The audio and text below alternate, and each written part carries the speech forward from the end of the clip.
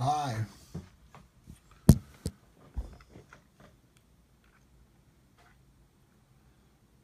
Pack, unpack, pack, unpack, pack, unpack. Bismillahi, I and who else? Unpacked, unpacked, pack, unpack, pack, unpack, pack, unpack. That's why dogs have 6 years per one of our year. Assalamu alaikum, Janji. How are you? Peaceful possibilities and events upon you. How are you? Peacefully happy, we trust. Welcome to Making Intention to Prayer. That means pre-flighting the airplane before it takes off. Pre-flighting the song and dance before the prayer is made.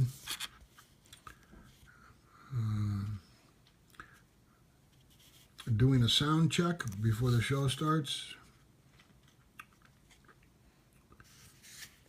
Intention. Making intention to pray.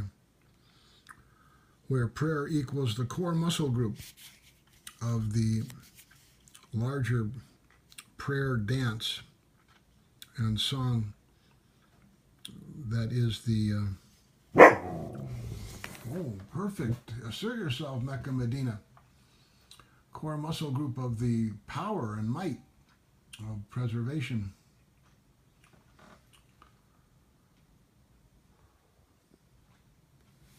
The power and might of the precipitate from the non-mutually exclusive into back-to-back eversion quantums that are mutually exclusive and which have their own dance.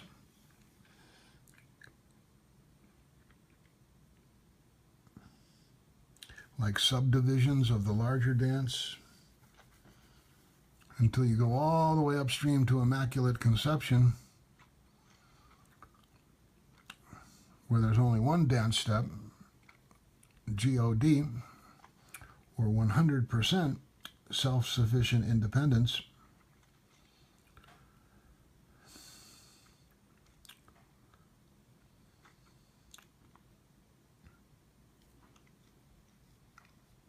Equally as improbable as there being nothing, continued duration of absence of anything. In fact, it might be more difficult for there to be continued duration of nothing than for there to be continued duration of something or nothing, where A plus B equals 1,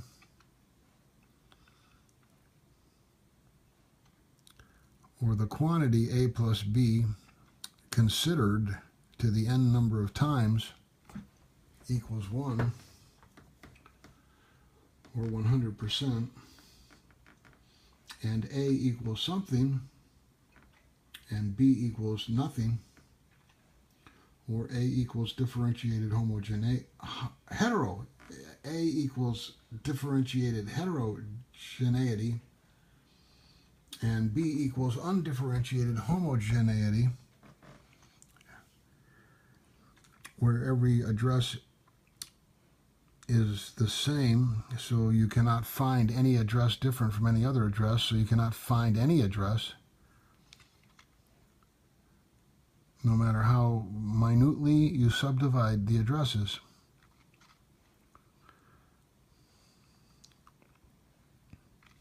And where heterogeneity is, you can find a difference between addresses.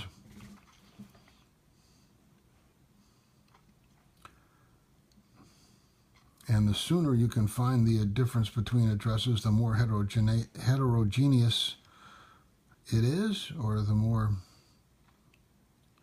micro-heterogeneous as opposed to macro-heterogeneous, asymmetrical.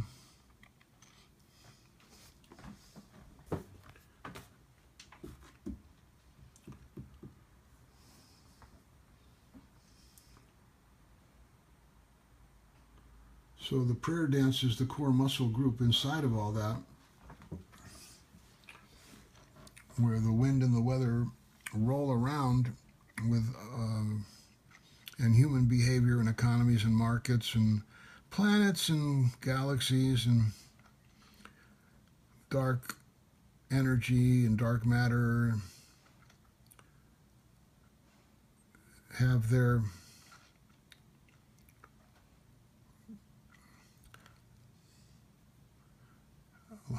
lesser degrees of freedom, fewer choices about what they can do.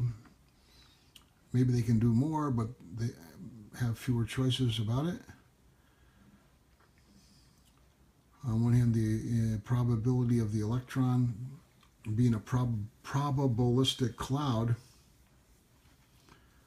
seems like that's a lot of choices, but then it's difficult for the electron to become deterministic and slow down, so it's kind of stuck on that end of the spectrum to and what's highly predictable, like the constant of the speed of light, unchanging, no matter how much gravity or energy, mass. I guess the directional curve, according to mass, but back when the speed of light still stayed the same.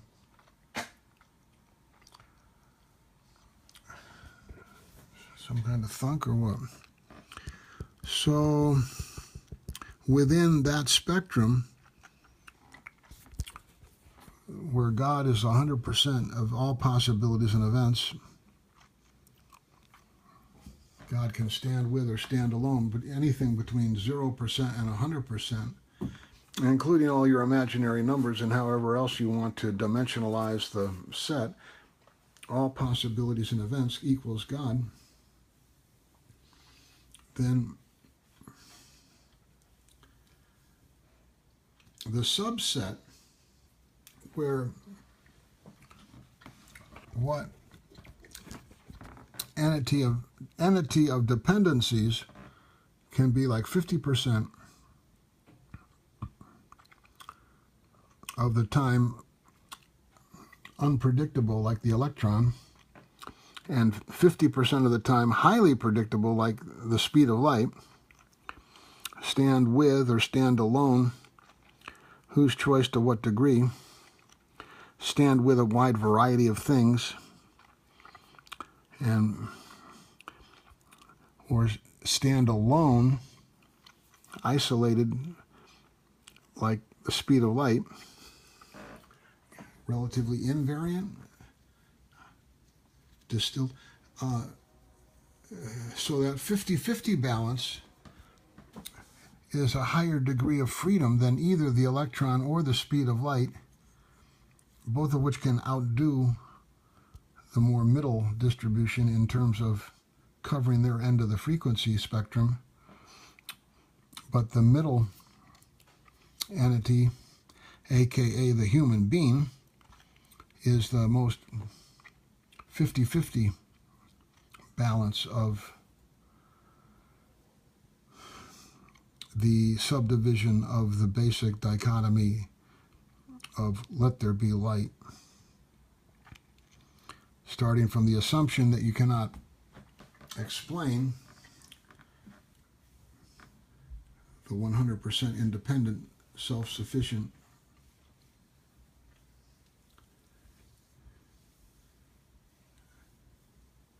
and then that first rule that you want to make, or whoever can find the first rule, then that can generate all the other rules, and you can escape the clockmaker model by those rules becoming so complex, aka free will occurs. So 100% independent to stand alone, or 100% independent to stand with, the big ratio, God, 100 divided by 100 equals 1. While the middle ratio, 50% able to stand alone, or 50% able to stand with, 50 divided by 50 is also the identity element, 1. So when we read in the Bible when we're kids, before we know all this higher math, fractions, that man is made in the image of God, that's kind of in this subject area, this category. And then when you perfect that ratio, you need another word to, there's a jet, differentiate that from the average population. So that word is Messiah, the perfection of the dance of stand with or stand alone, whose choice to what degree, so it balances out and maximizes the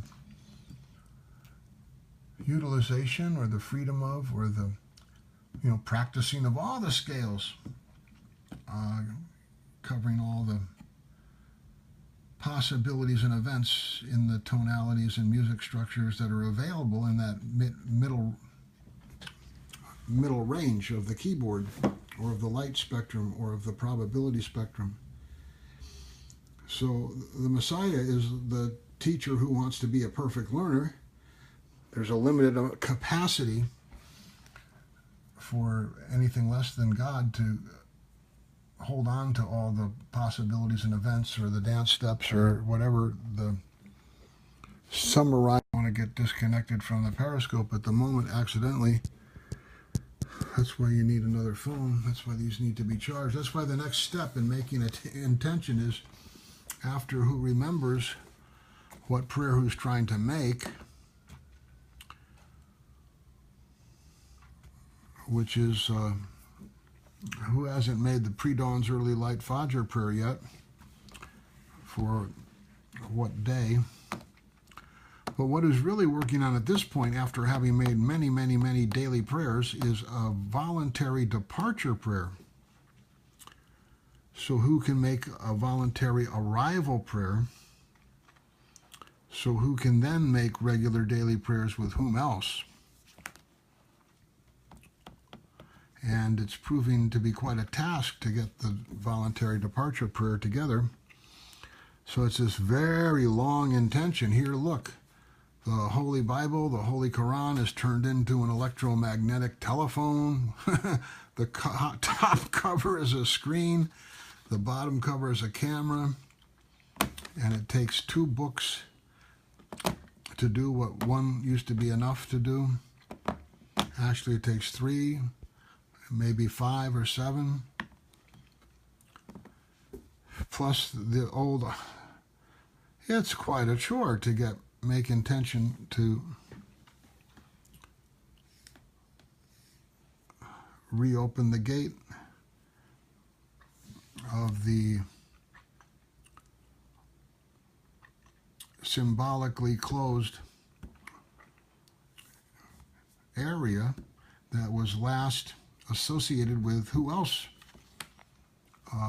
was working on perfecting comprehension of the highest and best use of the man is made in the image of God comprehension, to upgrade the software and the hardware of we the people, and all creatures, great and small. People know and love and appreciate it when another person really makes a concerted effort to hold out, not compromise, not capitulate, not go with the flow because it's easier, not sell out, not Drop out, well, not drop out either. It involves making sure there's more than one righteous one alone. Righteous meaning consistently applying and adjusting the subsuming criteria. So the self-defense in the center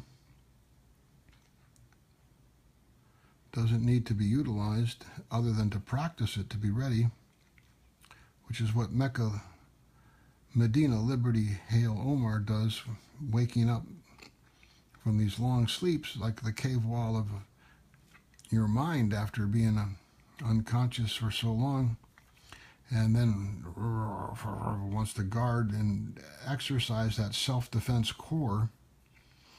And so some people misunderstand,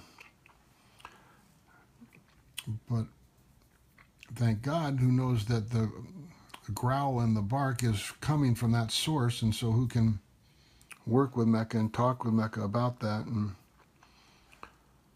praise Mecca for wanting to be a good guard dog and defend the central core Second Amendment right of self-defense. And then remind Mecca there's a larger one around that, ever more subsuming levels of dance steps and behaviors towards the larger dance around, so that the larger dance is tamed and trained and able to dance in such a way that it gets its satisfaction without having to go through your lot of individual existence and cut down your tree to make the right of way for the larger dance.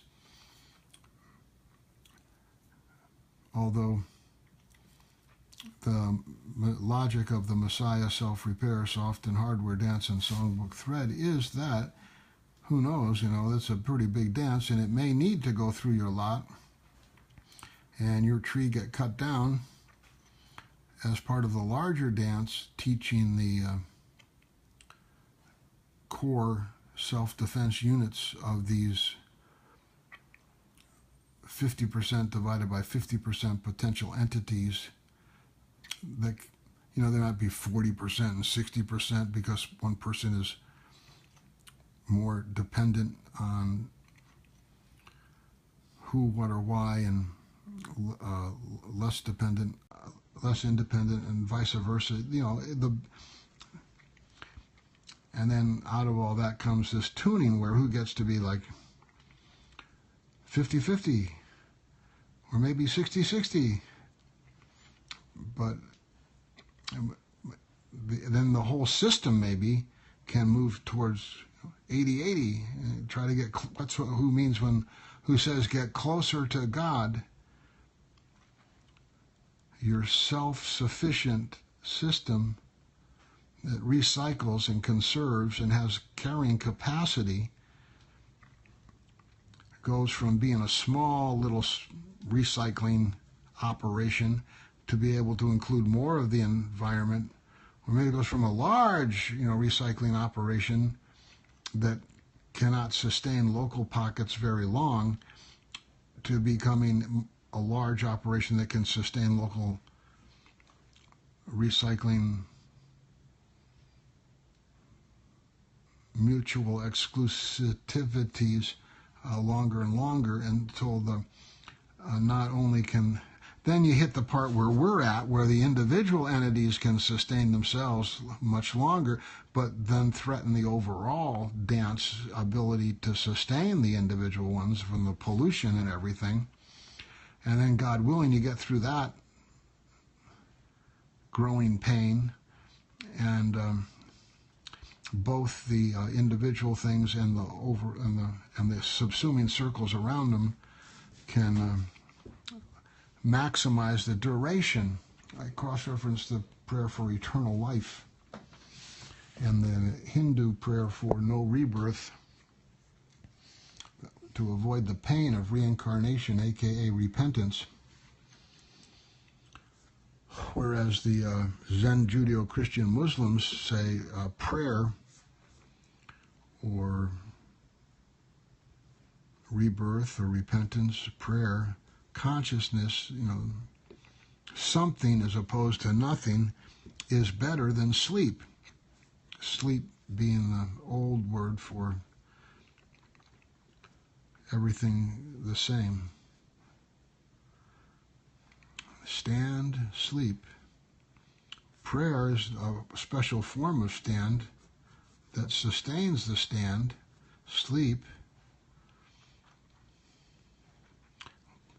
Stand is better than sleep, and prayer is better than stand, but prayer depends upon stand.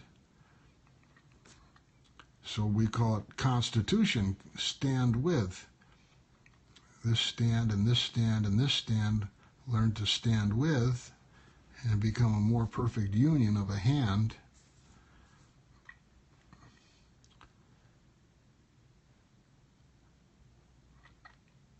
And the political arrest and emancipation end of it stops at stand,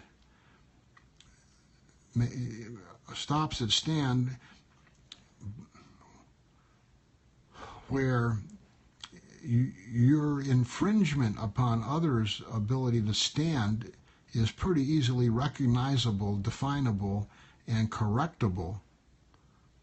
So you can sort out stand stuff, and then prayer is left to the individual private sector, the voluntary morality, the pursuit of happiness, to figure that part out. And when we say, do you understand? That means you at least understand that whatever you're doing comes only subsequent to your right to stand, and then you understand. Whereas if you couldn't understand, then you're stuck in sleep, whether you're sleeping this way or this way. And then who promotes that concept to be under God? So you understand that both sleep and stand depend upon something more than either sleep or stand, whether or not they beget one another, or are yin-yang, different sides of the same thing.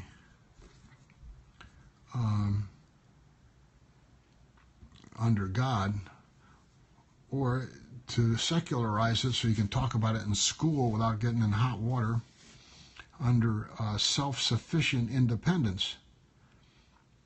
So you stand depends upon something to stand on, and sleep doesn't depend upon, you could sleep in zero gravity, but stand, you got to have something else. So self-sufficient independence before you stand or sleep, that what can exist without needing stand or sleep to sustain it, that's the idea of God. Then once you find stand or sleep,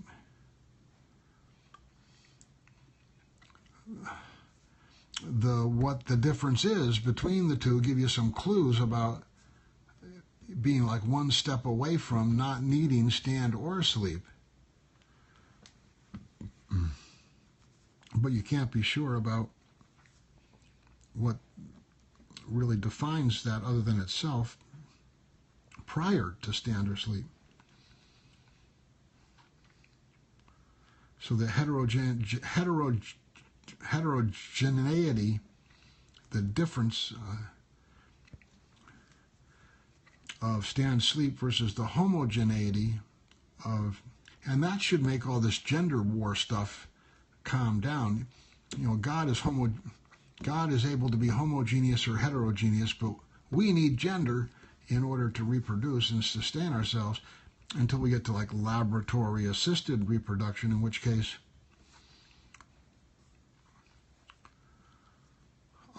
you don't need gender. You can go back to the mitosis model, But then the mitosis model does not learn and change as much as the meiosis model. And the meiosis model depends upon gender.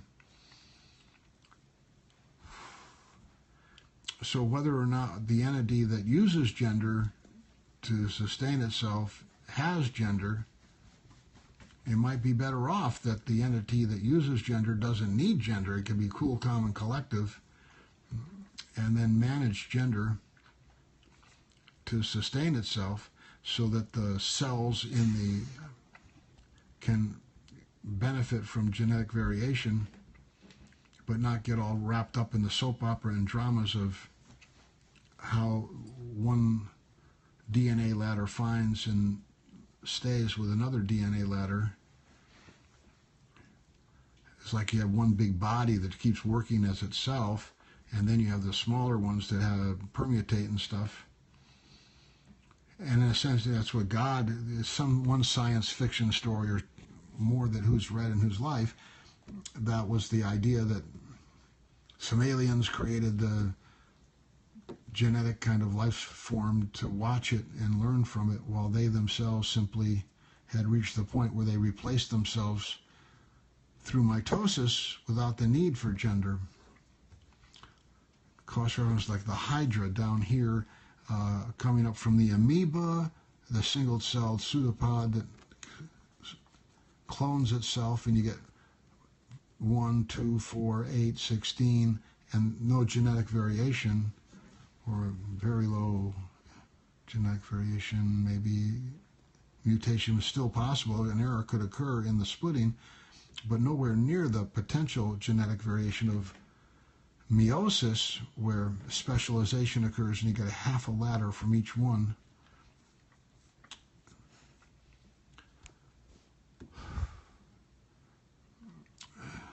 Have you seen that Planned Parenthood video yet?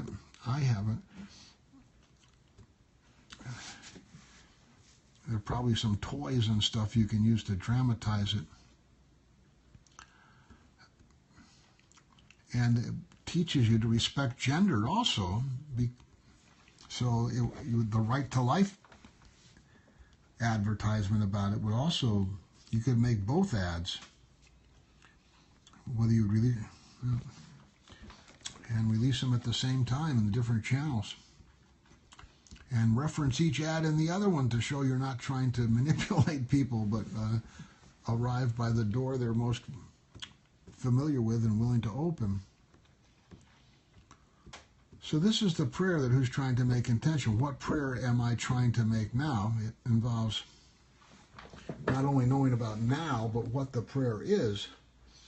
And we think it's reasonable that to identify 5 different prayers a day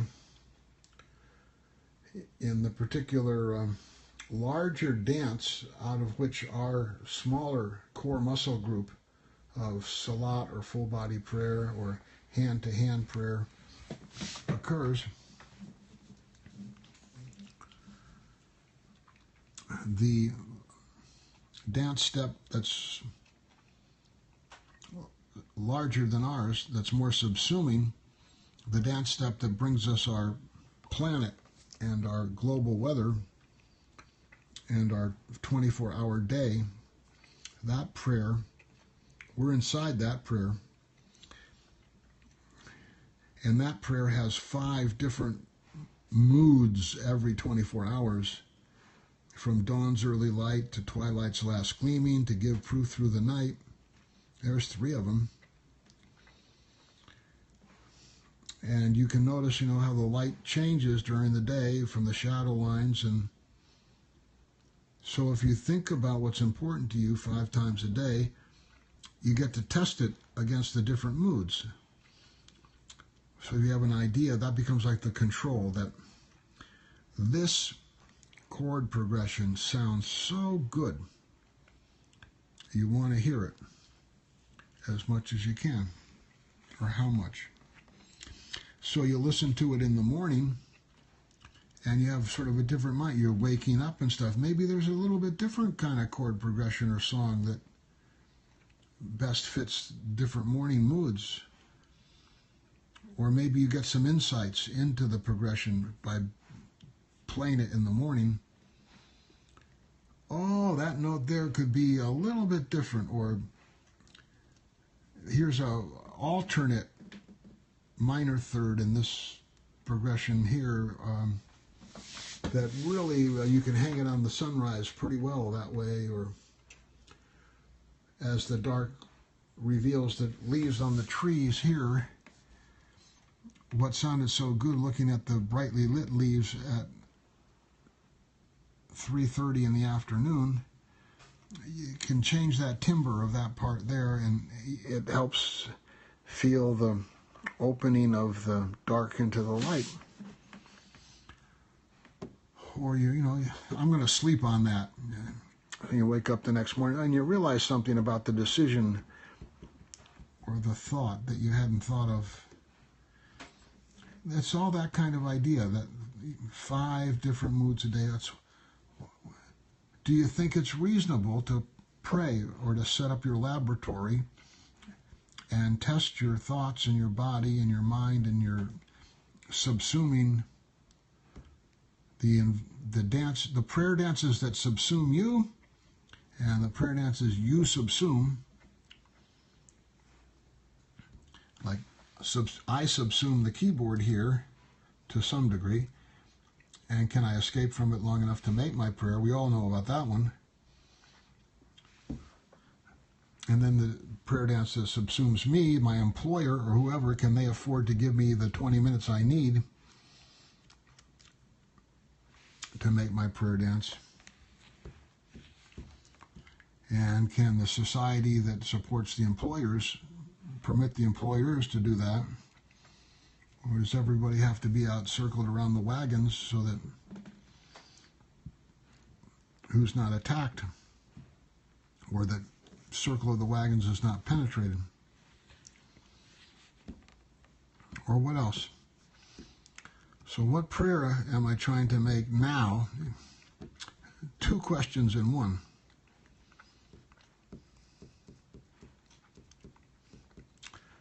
They're required prayers and they're voluntary prayers. So there's maybe 3 questions in one.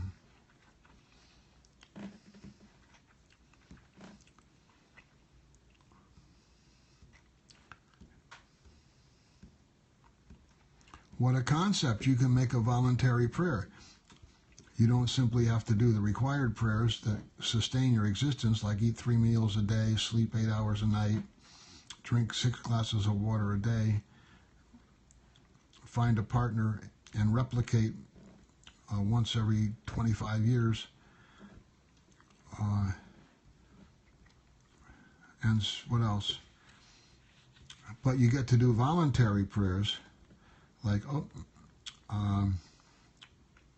hey, this looks like a fun. I'm going to make this beadwork over here, and I'll make this bracelet or this prayer rug. I'll weave it because I think it's cool. I could probably get people interested in it, and maybe they'll give me some food for it.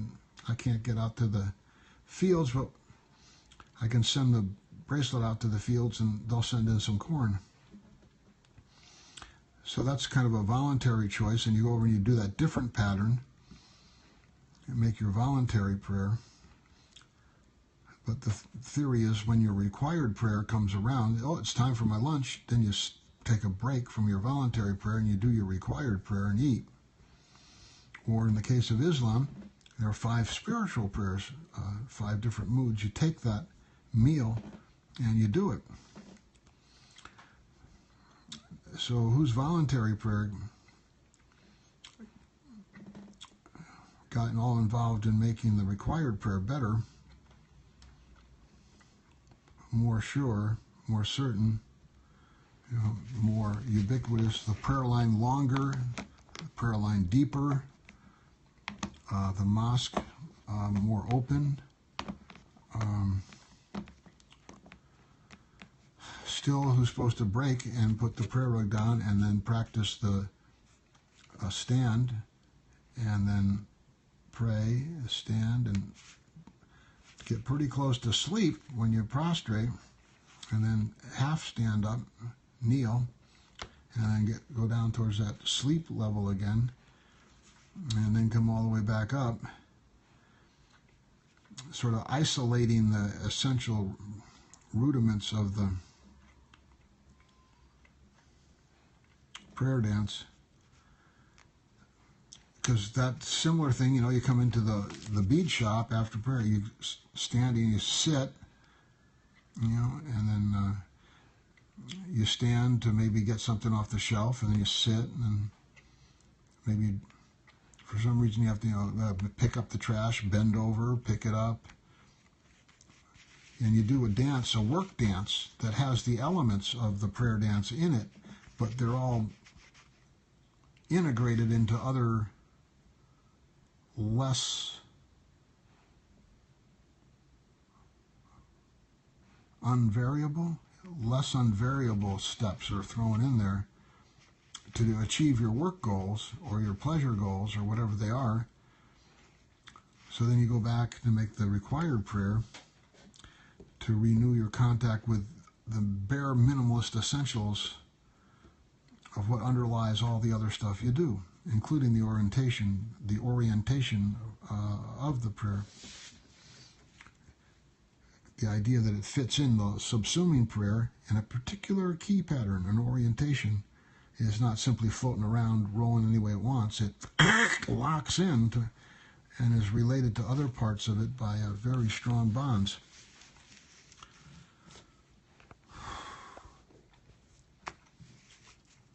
And Episcopalians and Methodists and Baptists, they know there's a Holy Land and stuff, but they don't have all the, you know, you face the altar's supposed to face east, but it's not real. The sun rises in the east. It doesn't, you know, whereas in Islam you face the oldest house of God, wherever you are. It's not necessarily east. And there are certain rules about the oldest house of God that have to do with isolating the sleep and the stand. Because only God is permitted to live or go inside the oldest house of God.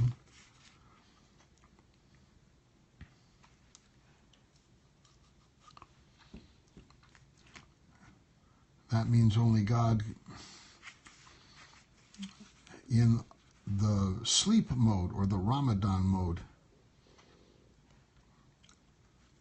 is permitted to live or go inside the oldest house of God. Because if God is all possibilities and events, God is in everything. Or God can choose to not be in what, you know, some God-forsaken place, right? But only God in the abstaining or sleep mode can survive or live or go inside this direction that's named the oldest house of God, so we can understand it in a 3 or 4 dimensional sense. So as things approach that, things either get more and more standing up so that everything's sleeping vertically, or when that turns inside out and the oldest house of God is around it instead of in the center of it, then things spread out to go towards it and go towards sleep in that direction. You can sleep standing up or sleep lying down, but both of them are sleep. They're different kinds of sleep, but they're both sleep. And probably, you know, it makes sense that they meet up somewhere. The heels of the 2 directions, or the tips of the fingers of the 2 directions, or the backs of the 2 directions, or the faces of the 2 directions, or there's a yin-yang to it. So those 2 forms of sleep. Why did the CIA agent cross the road? Because it was Mobius Street, and the Mobius strip has that half twist in it, so the outside becomes the inside becomes the outside. That sort of consideration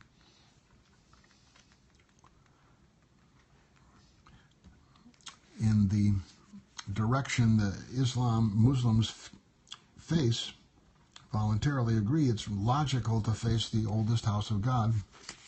The oldest house of God when praying.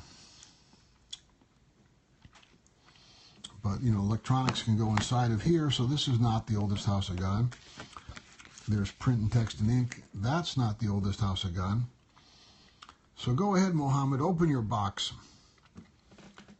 Abraham and Muhammad and these hardcore Arabic logicians spend days and months on the trail in the desert with only the sand and the thin line of the caravan trail and the sky above them, and like no distractions of trees or grassy hillsides or meandering creeks and stuff, kind of like in a control and variable situation themselves, their whole existence. And the stars above and the fixed constants become very clear quickly, right, to the nomadic desert nomads. And this form of algebra and logic and stuff naturally grows in them, as opposed to up here in the Black Forest, all this confusion of foliage and animals and hunting and gathering wood and keeping your fire going, and who knows what direction what is in. Well, there's into the stove, or don't fall into the fire. So it's towards some point around the stove, and here, the stove is the sun, and so you got one big instead of the smaller.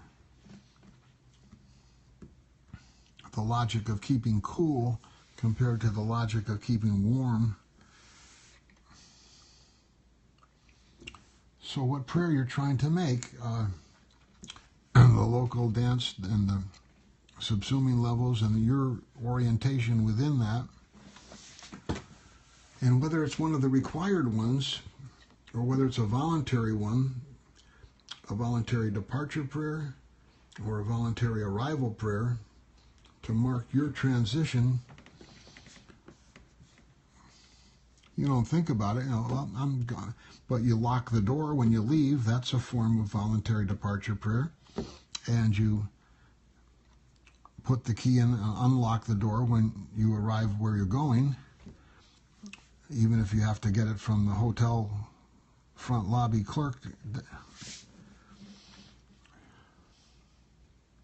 So there's a departure dance and an arrival dance there. And we say, what the hell? We know this required dance. Let's do that as part of the departure and the arrival dance to help cement the two, so as we pilgrimage between the departure and the arrival, we're mindful of what we're doing, the variance between what we're doing and what we know is the underlying control. So we more readily find variables, I think.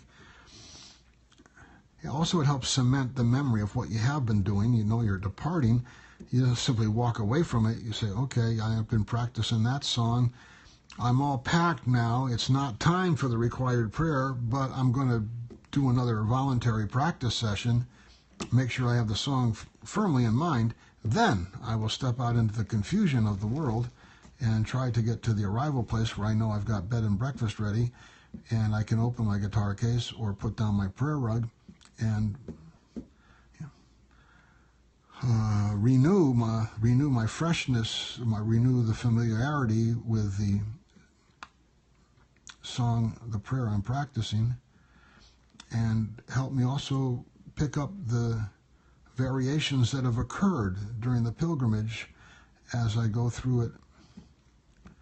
And the arrival prayer, if there was a long pilgrimage, I had to make the required prayers while I pilgrimaged. I had to stop and open my guitar case or put down my prayer rug and play the song, make the prayer, then put it back in the case, roll up the rug, put it on the pack. And so the arrival prayer, whether or not it's at the required time or not, you make it's quote-unquote voluntary arrival prayer.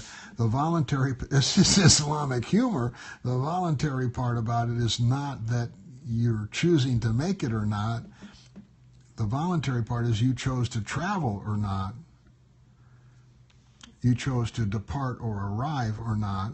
And then the voluntary departure is prayer is not really voluntary. It's a required part of the voluntary choice to depart or arrive. Islamic humor. I really love Islamic humor, kind of like NASA humor.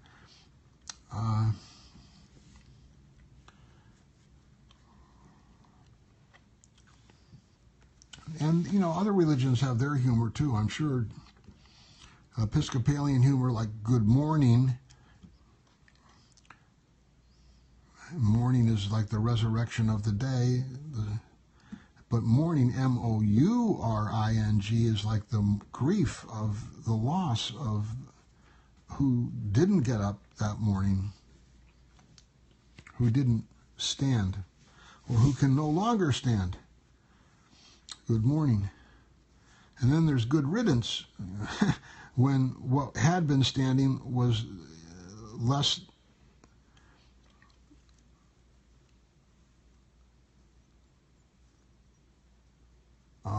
less emancipating, less sure, less beneficial, less good, less useful than what replaced it. So that's good riddance. But good morning is, most people simply think, you know, have a nice day. You know, a positive thought.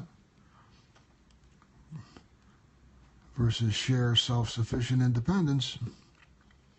Share independent self-sufficiency.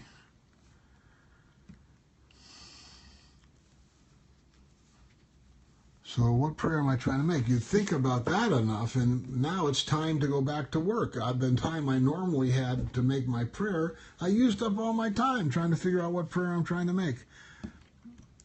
But I had made prayers enough prior to that so that I know what happened. I can remember and then you get back and, okay, this year I'm going to be praying. That year or those couple of years there, I had to make a lot of intention so that these prayers would mean that much more.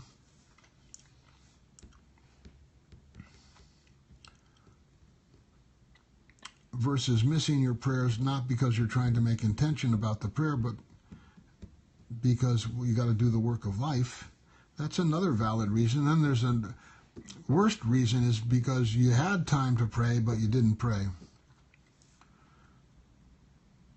You had time to pray, you had time to make intention, but you didn't make intention or pray. That's when you're really lost. If you know about prayer and you want a prayer, but your work or the struggle that you're involved with keeps you from, but then you're supposed to be, you know, healthy enough and organized enough so that you can spend 8 hours a day thinking about intention, and you take 5 20-minute breaks to actually do it or practice it. Excuse me. Conserve and expand recycling capacity. So hopefully that's where who's headed,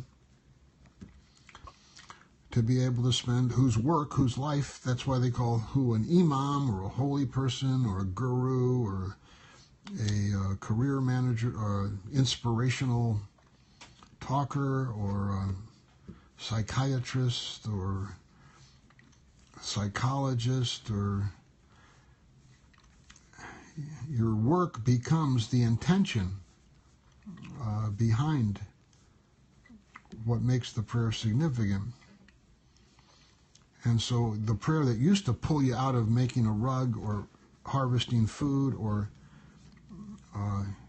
cleaning chimneys, sewer water inspections, or whatever it was, and your prayer used to pull you out of that so you could pray, now your prayer is pulling you out of thinking about the prayer so you can stay alive to keep thinking. Another kind of Islamic humor.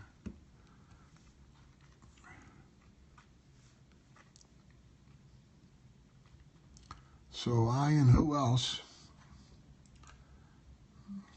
And who else yet now rejoin the intention to make or make up what prayer or prayers.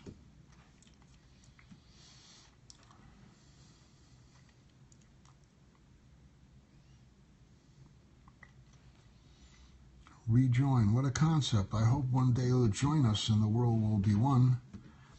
I hope 5 times a day you will rejoin us and the world will continue to be one.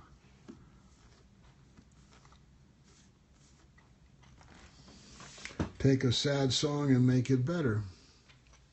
So at this point, who should make a note about that? Because all of this video stuff here, man, it is dust in the wind so quickly.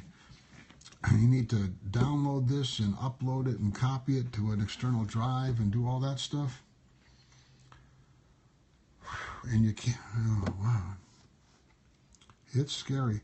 Let's start simply by trying to save this file to this.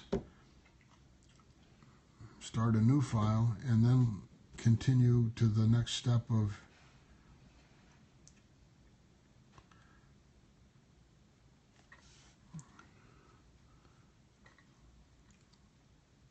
touching.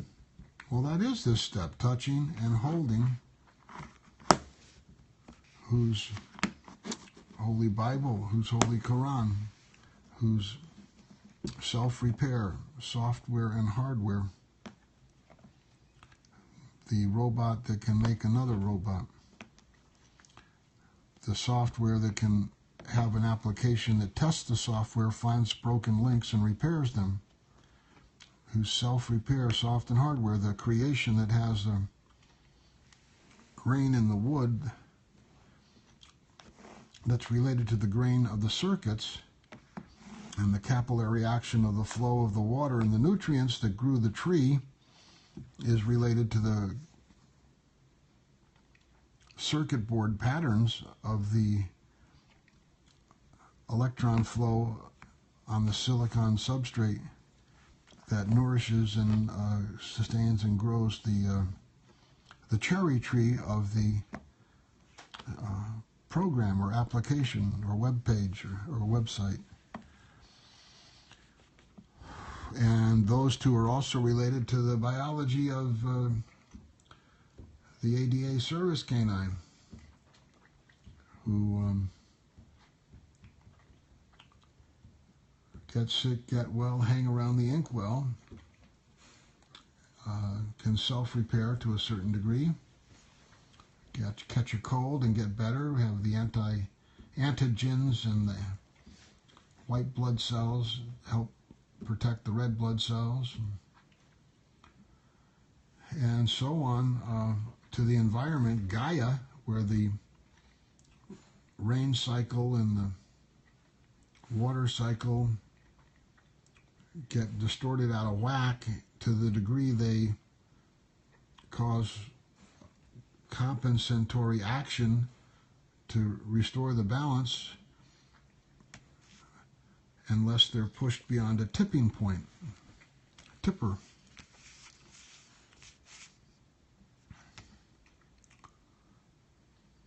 Cross-reference the logic of getting into whose website the second time.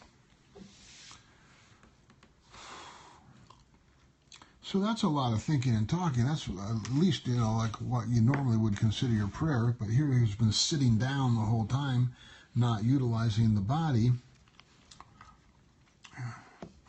So touch and hold this is next, and making this file length could be considered logically related to that.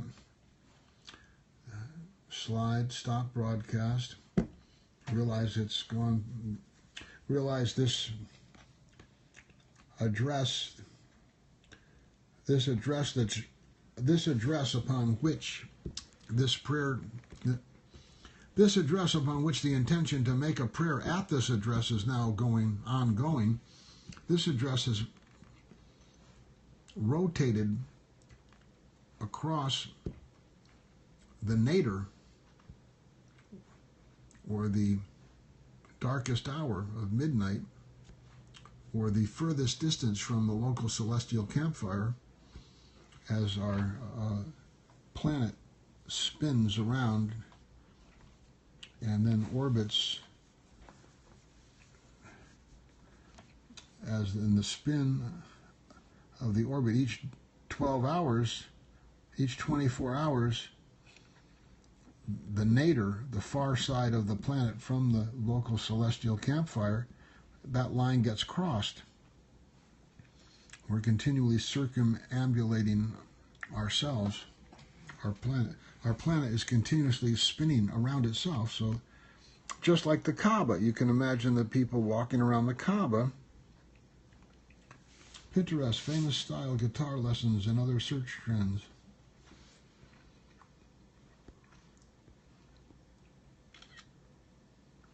Yeah, and maybe that's why athletes and musicians tend to like Islam. Oh, it's a farmhouse, Pinterest farmhouse style guitar lessons and other search trends. Yeah, alhamdulillah, whose family homestead, farmhouse, who relinquished as an effort to show goodwill towards thou shalt not covet.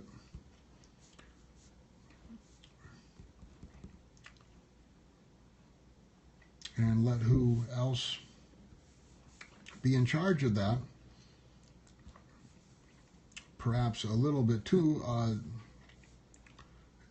negligent on my own part for not at least sort of keeping in touch while who was in charge of that, to inspire whom to take care of it the highest and best use for the entire family, who managed it well for whose own family to the best of whose ability and the best whose own self and whose own personal standards about our family history. But then, you know, it cost a lot of money to do that, and so nobody else is interested in it. Why should who continue to do that? Well, maybe find a historical society or the local people that are interested in it, that want to, and make sure that they end up as the custodians of it if the family of origin has subsequent generations that are not interested in exercising their right of return to where they were born or where their parents were born. So not only is it a right of return, is there a duty of return? Cross-reference visiting the graves of your ancestors and stuff like that.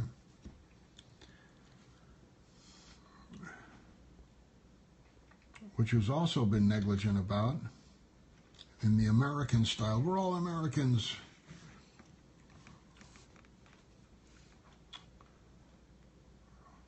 Escape into the future. Don't get mired in the past. But that loses some of the, the benefits of the institutional continuity of keeping in touch with your past and the traditions and the values of your parents. You may have internalized yourself so well that you don't need them. You can go ahead, but then as part of your overall family and those who surround your family, they may not be able to see through your skull. But so if you participate in the macro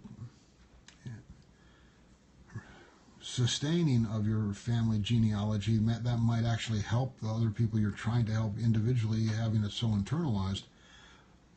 But who had time to think about that until Christmas at this year? So, AOL, Pinterest, farmhouse style guitar lessons. Now, that's why who thinks of whose own homestead because of whose own sibling being a guitar teacher as the starting point in whose highly successful business career, learning about the psychology of people who want to learn to play guitar, how those people learn, what their attitude is about what the teacher and the student mutually like, the music that the teacher's trying to teach the student how to do, and not just sell the student the music, but make the student more self-sufficient and independent so the student can create or catch the fish, create the music for his or herself and others. So Pinterest, farmhouse, funk style, guitar lessons, and other search trends. Why were those two selected? Then, and other search trends, it's like the Islamic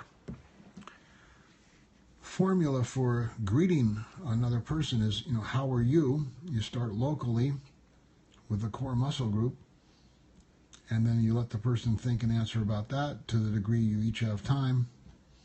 Then how is your family?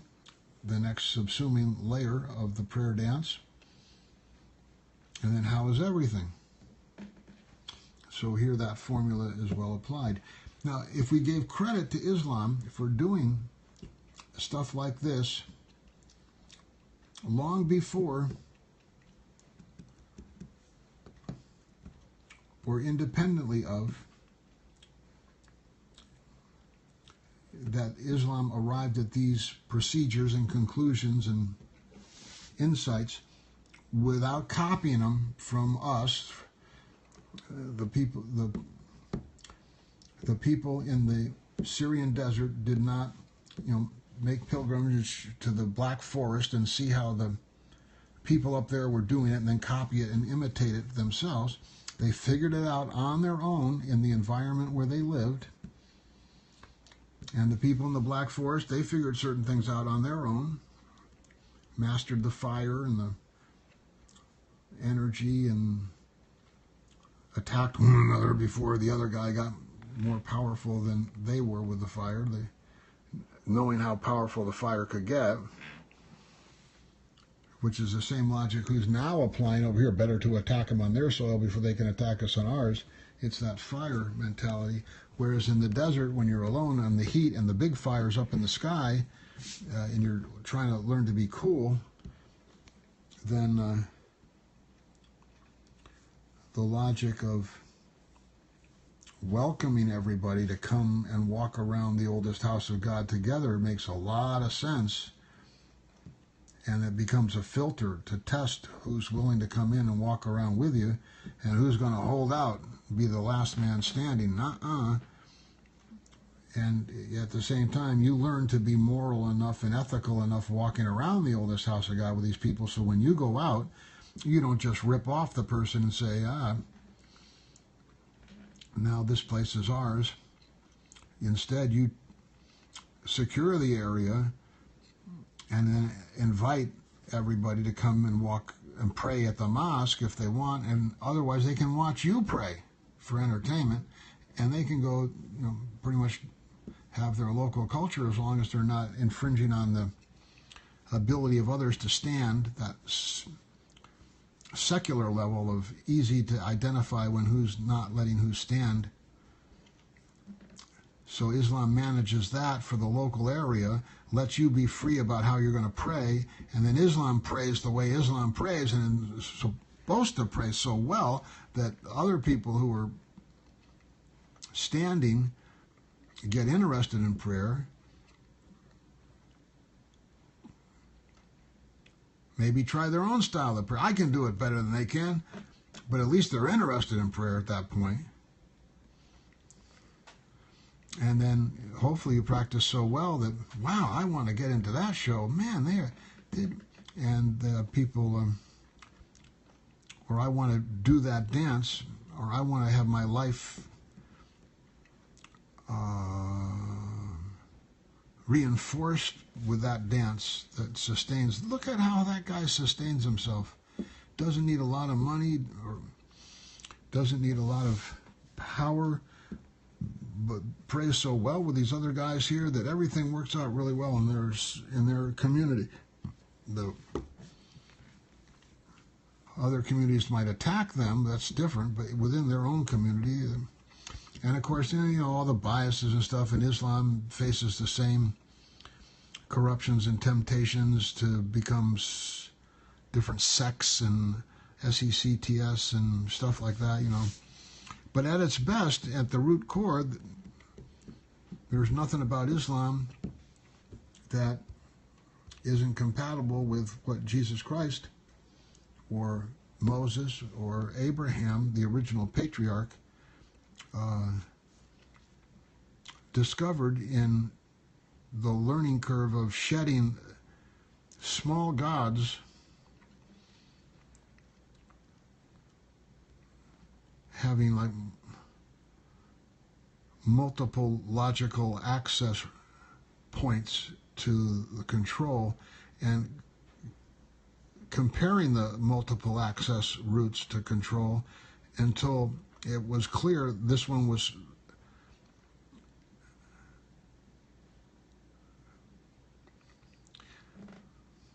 more effective, more sustainable than this one, or that these two were actually the same, or this one subsumed that one, or if you practice this one, it also took care of that one. And so then all the various different access routes of quote-unquote small gods, or each tribe having its own individual ultimate Supreme Court, get compared, and one Supreme Court over all the different tribes, so that the lower levels, the tribes, can have their own courts and take care of it. But if who is really concerned about it and is not getting the results, they can appeal upwards to the higher authority of Islam at the not the local mosque level, but the regional mosque level, or the.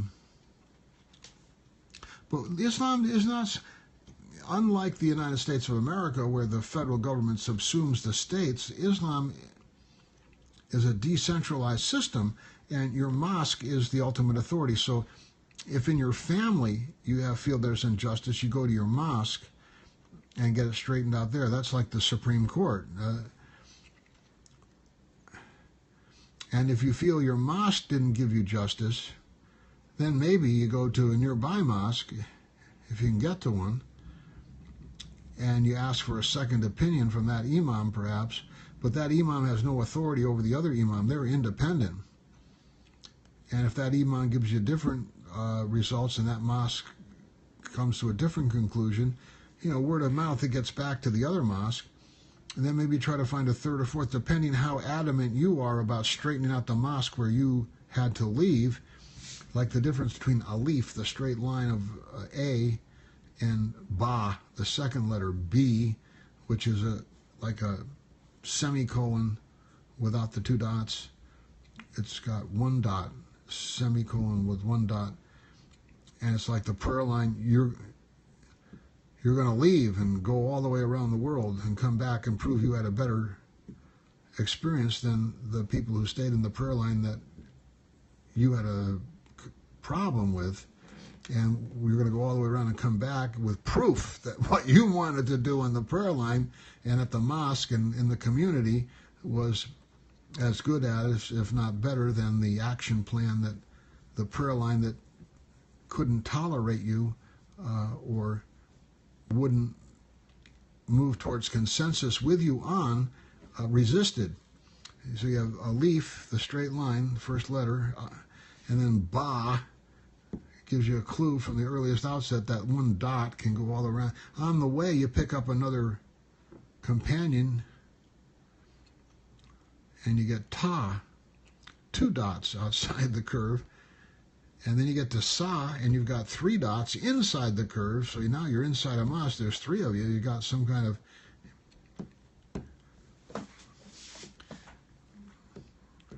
structure, organization, establishment of your own. Finally, you're not just a minority individual wandering around between prayer lines with no referential power.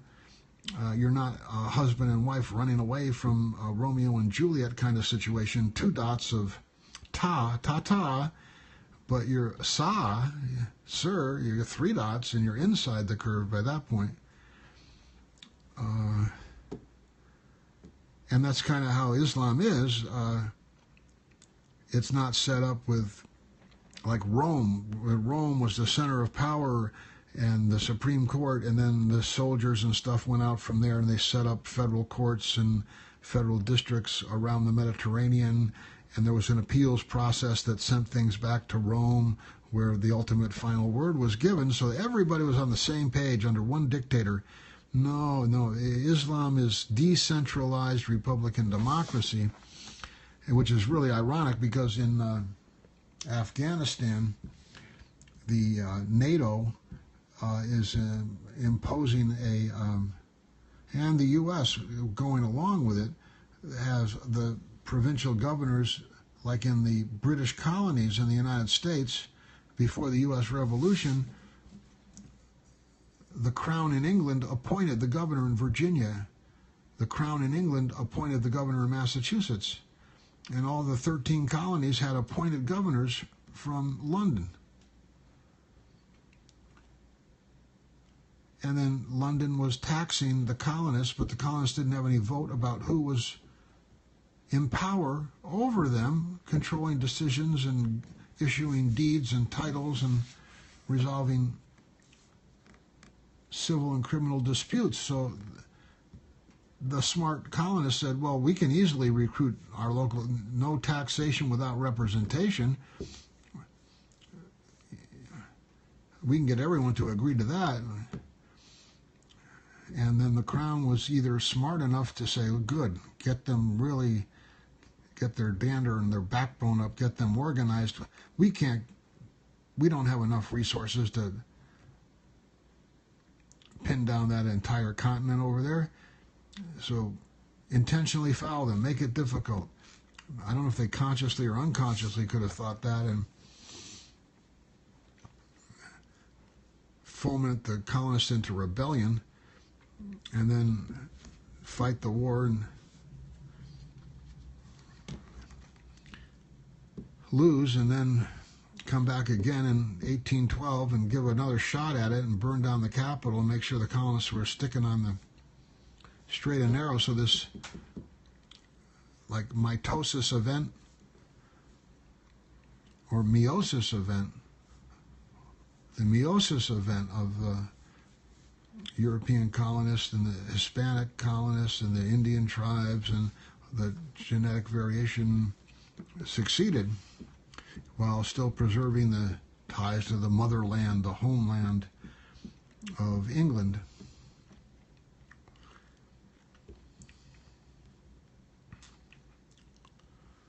So how did we get on this subject? Why Islam could benefit by UN international districts like the Federal District of Washington, D.C., 10 miles square by 10 miles square, 100 square miles, before Home Rule came in and changed everything and made it more like a metro economy with local tribal interests and all this stuff, abdication of the original intent and purpose by a Congress that was, overtaxed and in the throes of the technologic cusp of having to travel home and come back, because now it was possible to fly home every weekend and fly back. And it used to be you came here and you stayed here and 2 years later you went home and renewed your ties and either got reelected or booted out and then came back here again for an extended period of time, in which case a federal district controlled by the Congress as a fiefdom to be free from the local tribal interests or community interests that are permitted and encouraged in a state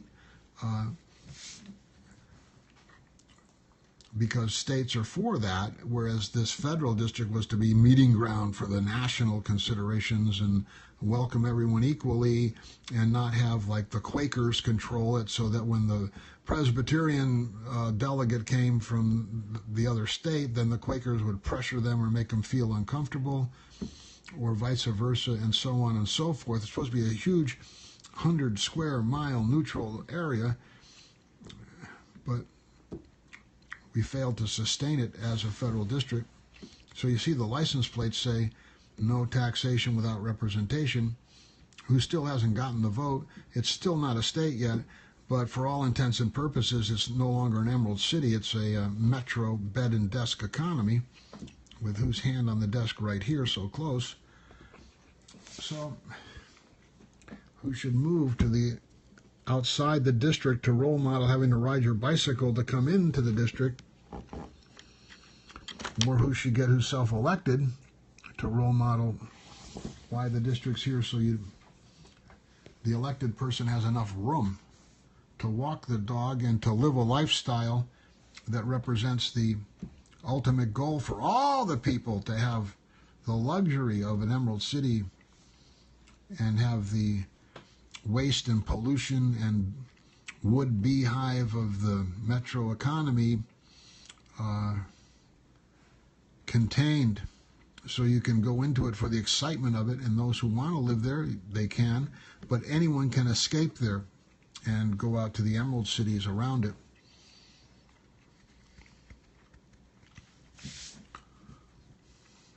So Islam had Mecca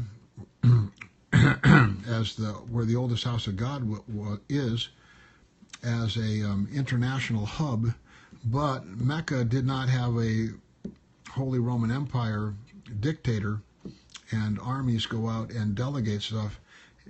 It was more like the Bedouin tribesmen respecting everybody's independence, and all you got to do is come here. We can install the software with you in a matter of days and equip you with the holy book to take with you so you can continue to practice and perfect this, and you can come back next year and do it again, God willing. But you're only required once in your lifetime if you're physically and financially able to do so. So a real gentle way to bless, open the populations, and then reseed the surrounding areas to be self-directing. So each mosque takes care of itself. But then, as the caravans and the international travel and stuff, cross-pollination gets to be less influential in the competition of the secular and the isolation of the locals, and so on and so forth, then the local system gets isolated, insulated, and maybe warped by the rain and driven by the snow to some degree. So you get different emphasis of different, sure it's in the Bible, sure it's in the Quran, but does that subsume the other, or is it subsumed by the other? Because although you have the right to self-defense, you also have the duty to fear God and look to the next level surrounding that, so you don't need to use your self-defense. Sure, you have the right to self-defense and construct your stuff and say, I'm going to pray here, and if you're going to stop me, I'll kill you.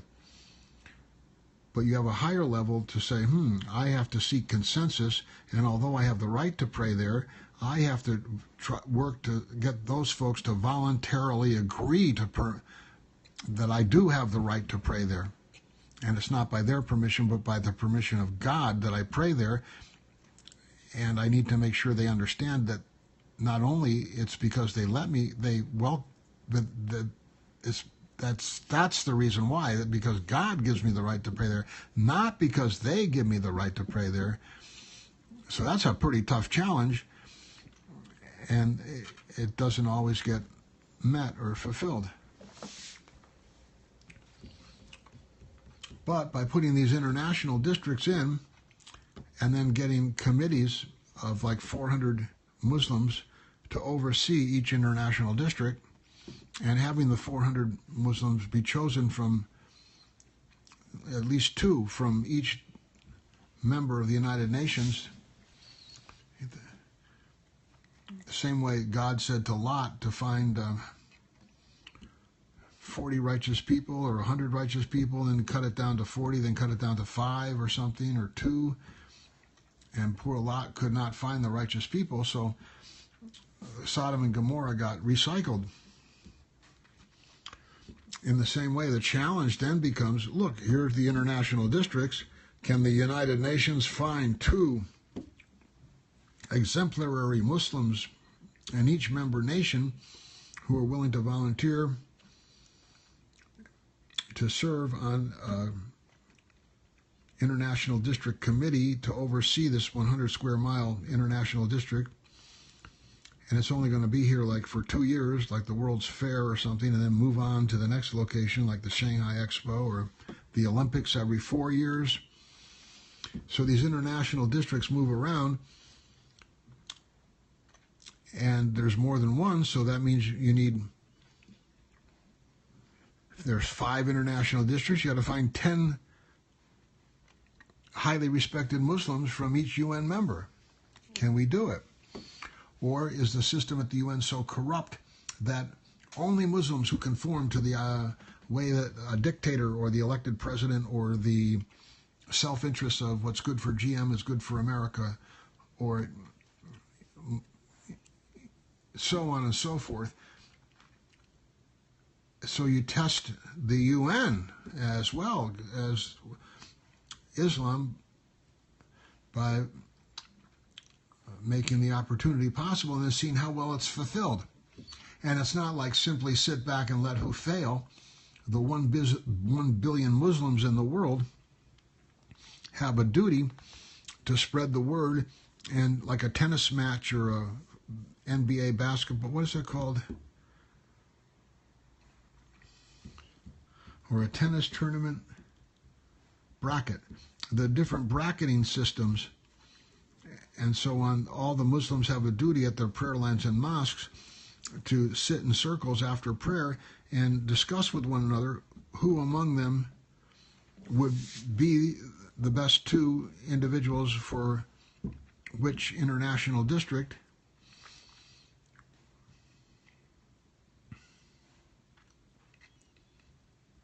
And find out why who thinks otherwise, until the mosque as a whole can be pretty sure there's a consensus, a real super majority, like 90% or 95% of the people at the mosque say, yeah, these 2 people from our country. Well, there's another thing. Country is kind of large. In Islam, it's mosque and the surrounding area, and it's all one country. The whole planet is one country. So you don't have the problem of multiple mosques having to choose a leader for a region called a country, and then the different countries work together. It's more like the local mosques pick 2 from among them and 2 from among them, and then around that area you have your committee of 40 Muslims from 20 mosques, and they help oversee that area because they're from there. And then over here you got the other 20 or 40 and 40 and 40, and maybe among those 40 then you get some, and maybe it can work up that way.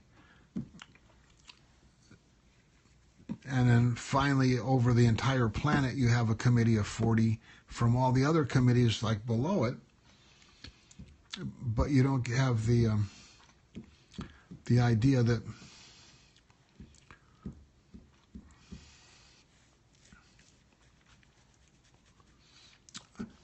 the mosques in a large area beyond which they can reach and know each other all have to agree on picking 40 people only for that entire region without the underlying bracketing that leads up to that.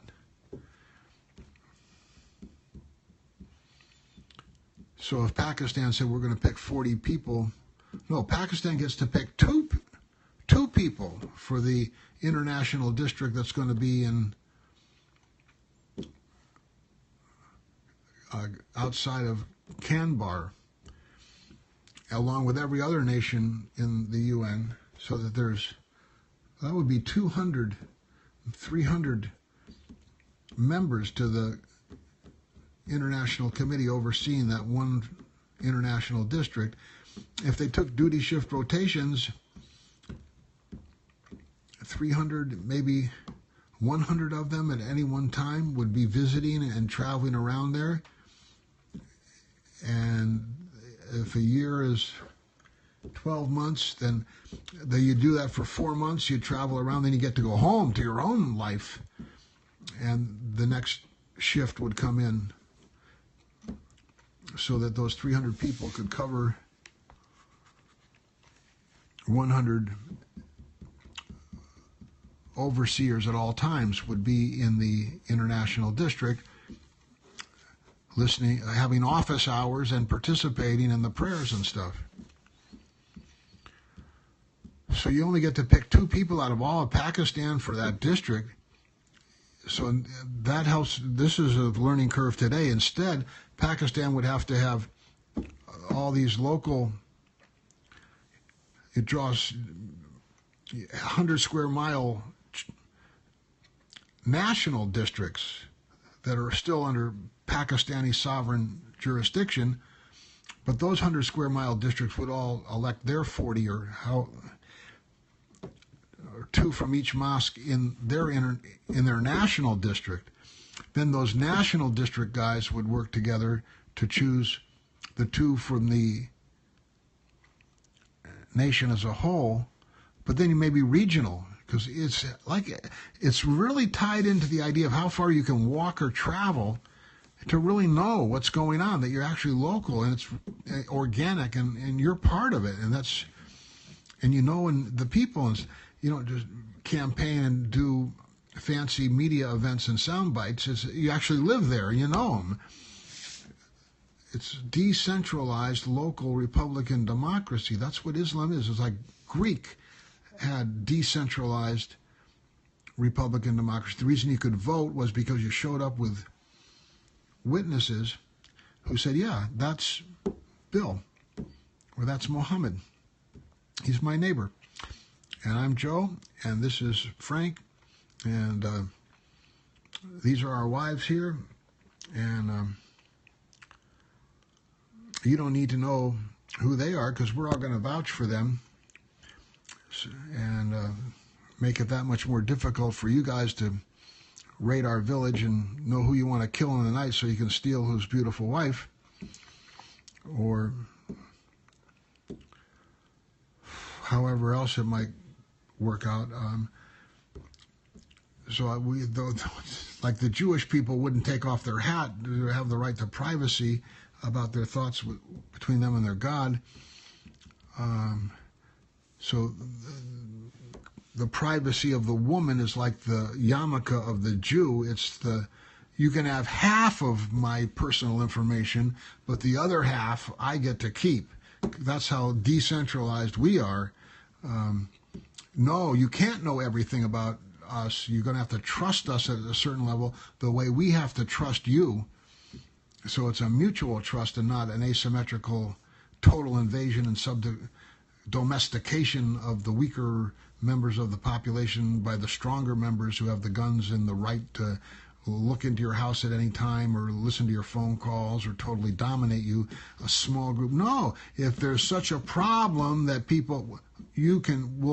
we'll all come together, and instead of putting a fence up around the place here, we'll come as volunteers and we'll walk around with you. So you have enough people, so you don't need to put up a fence. So you have enough people, you don't need to tap all the phones. We'll be out there with you talking at the airport, instead of there being 3 TSA agents dealing with 100 people and having to have all these constitutional violations of rights to go into their personal information to be sure. No, you can keep your constitutional rights. There'll be 100 of us at the airport talking with people, and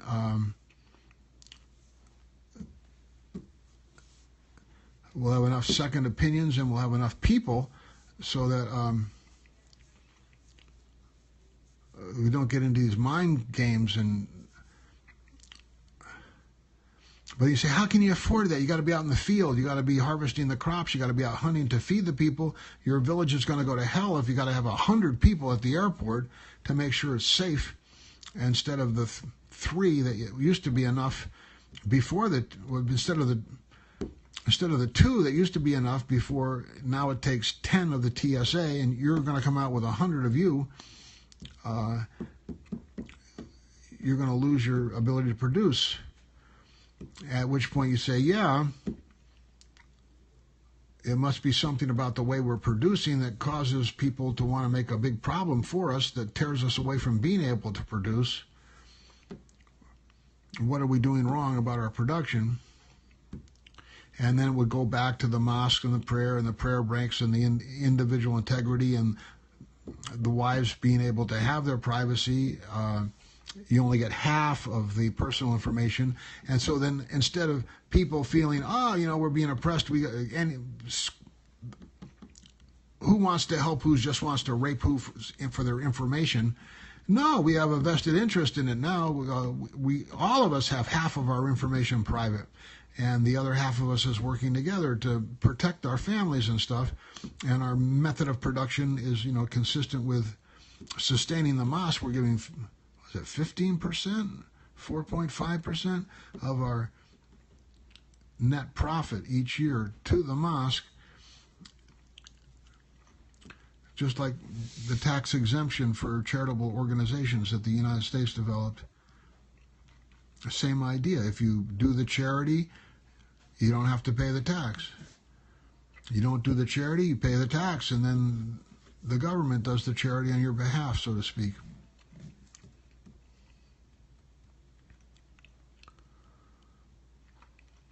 So Islam has this Achilles heel in a sense of being so decentralized and independent and indigenous and local that as the octopus's garden and the Holy Roman Empire gets more tentacles, not only all roads lead to Rome, but all wires lead to the NSA, and all cell phones lead to the U.S. satellite, then the Islamic system that depends upon Mecca, which is so decentralized, seeding and reseeding the populations through pilgrimage, and the demilitarization of Islam in the sense of the Islamic caliphate that went from Spain to Vietnam or somewhere, a huge, strong group of Muslims that similar to the Holy Roman Empire, but instead of the brackets of local, federal, and then Roman court, a court in Rome holding everything down, it was an attempt to have each area be independent and loyal upwards to God like this, so they weren't necessarily connected to one another.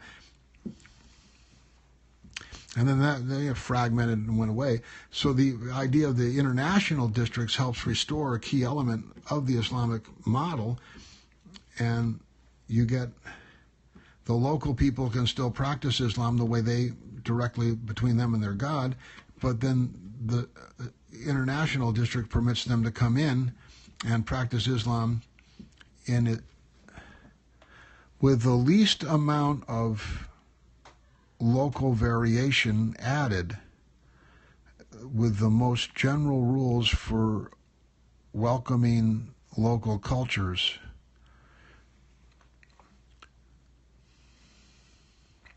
For example, in America, Malcolm X was a member of the Black Muslim movement.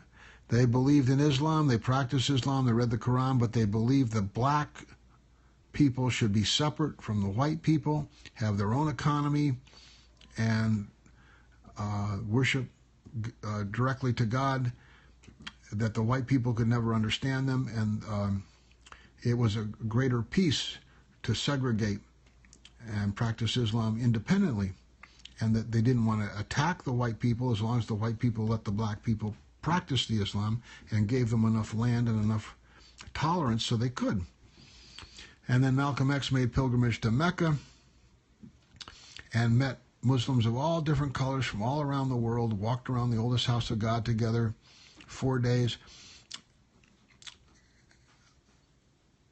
upgrade on the programming, new software to install, and then came home and had changed his mind and said, no, we're all in this together. It's one world, one God, and we should worship with any color Muslim that's willing to honor the 5 pillars of faith: unity, consideration, charity, abstinence, and pilgrimage. So then politics and everything, who assassinated Malcolm X for daring to separate and perhaps divide the movement.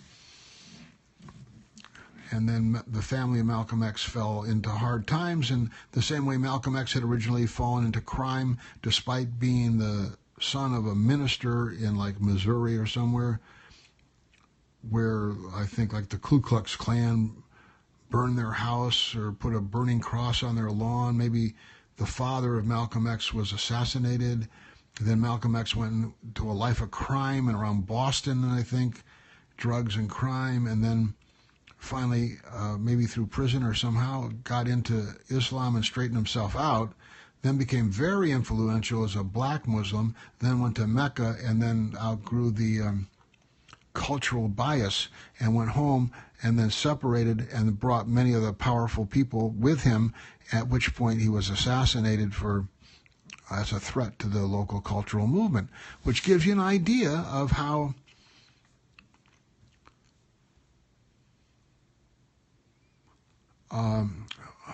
or why the United States government had a federal district to be free from local cultural biases in order for the national capital to have enough room and freedom and welcomingness to be a federal center. So Islam, with Mecca, as the religion got bigger, Mecca is, and you can only get to go there once in your lifetime. So there's nothing in Islam that prevents the idea of international districts being formed where Islam can be practiced along with any other religion in assured peace, free from any cultural bias or competition or power plays, so that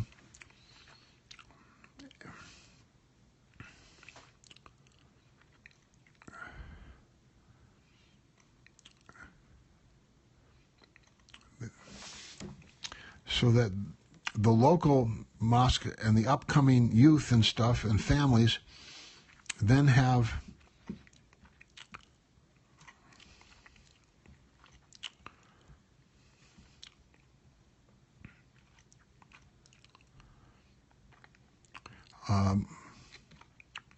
they still have the local autonomous indigenous independent Republican democracy form of Islam, because the international district is limited to 100 square miles. It doesn't come out and say, you still are a nation, but we have jurisdiction over you, and what you do here, they can always appeal to us and we can force you to change. The United Nations, is the Declaration of Human Rights, is supposed to have that subsuming aspect. It doesn't, but in fact, the International Criminal Court is barely off the ground, and it hardly is that way. So who might come, they're going to get international district. The next thing you know, they'll have the subsuming authority over us, and we'll have to change to be like the international district. So you have to reassure and design it like, the Social Security number was not supposed to be used as a form of identification according to the original Social Security Act legislation passed by the U.S. Congress. But everybody knows it's one of the most it is the touchstone form of ID currently used in the United States. So you got to really bend over backwards to get into the UN Charter, amend the Charter, and have it in the articles and bylaws of the international districts that they're not. And they're supposed to move every 3 years. Who figured that out only the past few months? And that way they're less of a threat also. And so it becomes like if Muhammad cannot go to the mountain, then the mountain will come to Muhammad. If Muhammad cannot get to Mecca, then Mecca will come to Muhammad. And the international district is not under Sharia law.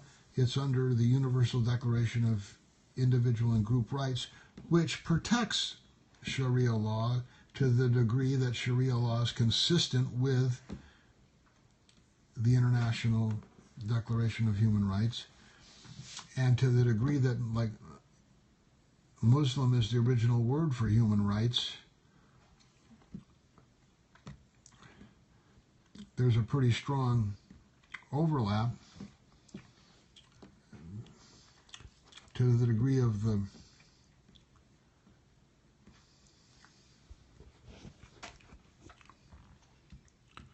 divide and conquer strategy of dividing families and getting women involved in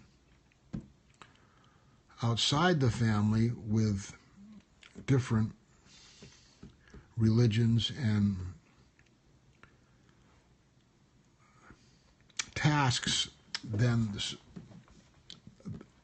the perfection of the family. There's all sorts of potential to divide and conquer the families by splitting them up. It used to be just the men went out and the other half was kept private, remember? You didn't have to give out the identity of your wife or your children. And now the men are out working and the women are going out, and the children, and the family becomes a hollow shell. And you look at the United States, over 50% of the children are born out of wedlock to maybe people that are living together but not married. And whatever else is we need to do to strengthen the American family. The middle class is being gutted, and that middle class was basically it is still, I guess, a family institution, organization. So you have this old culture that knows how quickly a tribe can be decimated by rules that pull apart the family, and they overcompensate by keeping the women in, not able to drive a car, or the more enlightened families. Sure, you're smart, you study biology, you can become a neurosurgeon. We're not going to stop you simply because you're our daughter. We're proud that you can do that. At the same time, we want you and your sisters and your friends to realize that as a family unit is the key to the sustaining our way of life and our belief in our God, and what made it possible for us to bring you into the world. We don't want you sort of get stolen away by the glitter of the materialism and the hormonal sex, drugs, and rock and roll, or entertainment and hypnotism of the quote-unquote emancipated cultures who are masters at the divide and conquer and pull away under the ostensibly noble Constitution, which is used as a shell to encourage license and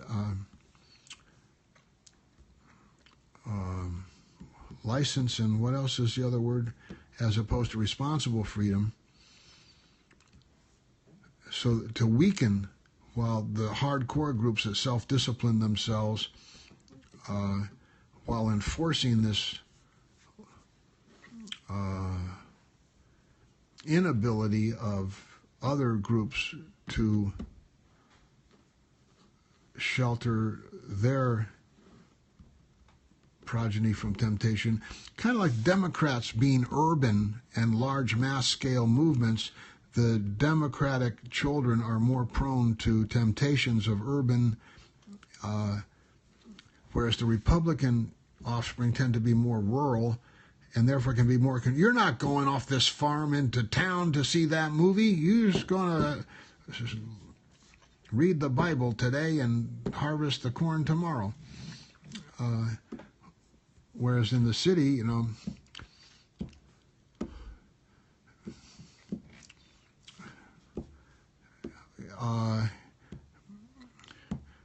you're not going, you got to go to the corner store to buy the bread and come back, and on the way to do that, you're going to pass 1,000 temptations of newspaper stands with free speech, girly covers, and drug dealers offering drugs on the corner, and so on and so forth. Maybe the parent can try to keep the child in, but instead of riding the bus to school and going directly into the classroom, you're going to have to take the Miami crosstown bus to get to your elementary school and see and hear and be exposed to all sorts of temptations because there's no safe way to ride your bicycle to the school. No elevated Miami bike trails yet. So the Democratic progeny tend to be exposed to corruption or temptation, more so perhaps than the Republican. The Republicans can enforce this libertarian system. The Democratic children, then the families get divided and conquered, and the Republicans control the United States House of Representatives.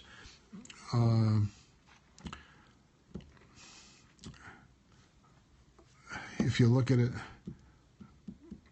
like Islamic families being like the Republican families, wanting the rural kind of control,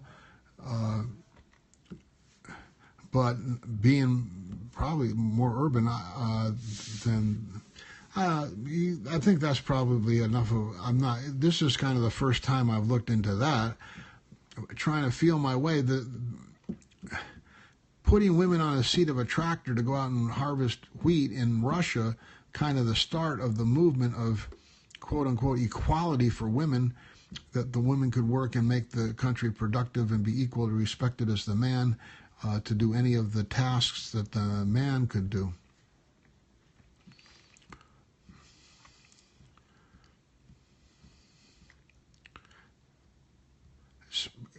At the same time, you want to preserve the right of the woman or the man or anybody to choose to not get in the tractor seat, but to preserve the family and stay around the log cabin or the homestead and hunt and fish and have the native subsistence rights of not needing to engage in the sea, land, van culture of the tentacles of the Holy Roman Empire to distribute and control and lowest common denominator kind of thing, the money shot, and making protections for simple hormonal and materialistic manipulation of reward systems, be able to penetrate and draw out and recruit and pull away from the traditional way of self-discipline, self-control, abstinence from the Muslims, though, unlike the Puritans, do not believe the human body is sinful or that sensual pleasure is wrong. Lust is wrong, but love is okay, and the human body and the sensual pleasures and stuff are, as long as they're to and from the one God, to help reinforce the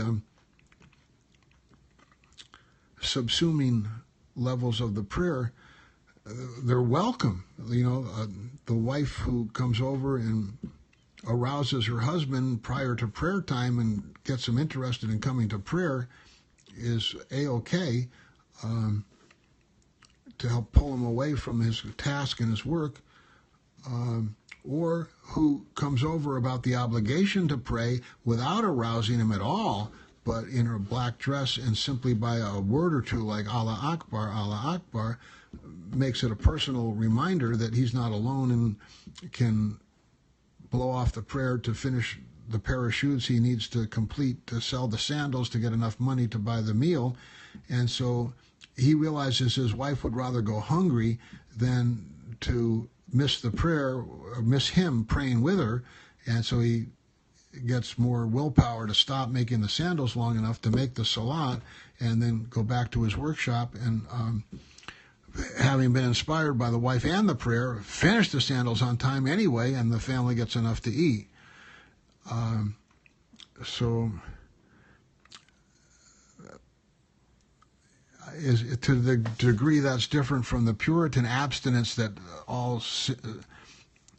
But okay, that's enough on that one. Also,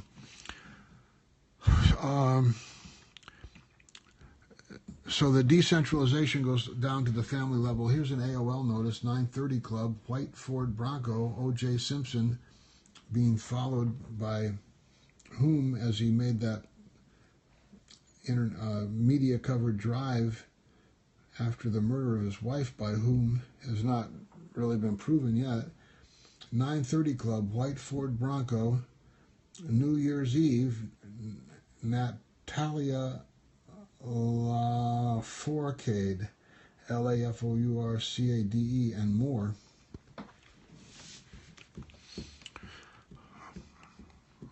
Lagarde, the International Monetary Fund, that's where I was memorizing El nombre de Dios, el compasivo, el misericordio, el alabado sea Dios, amigo, or Señor del Universo.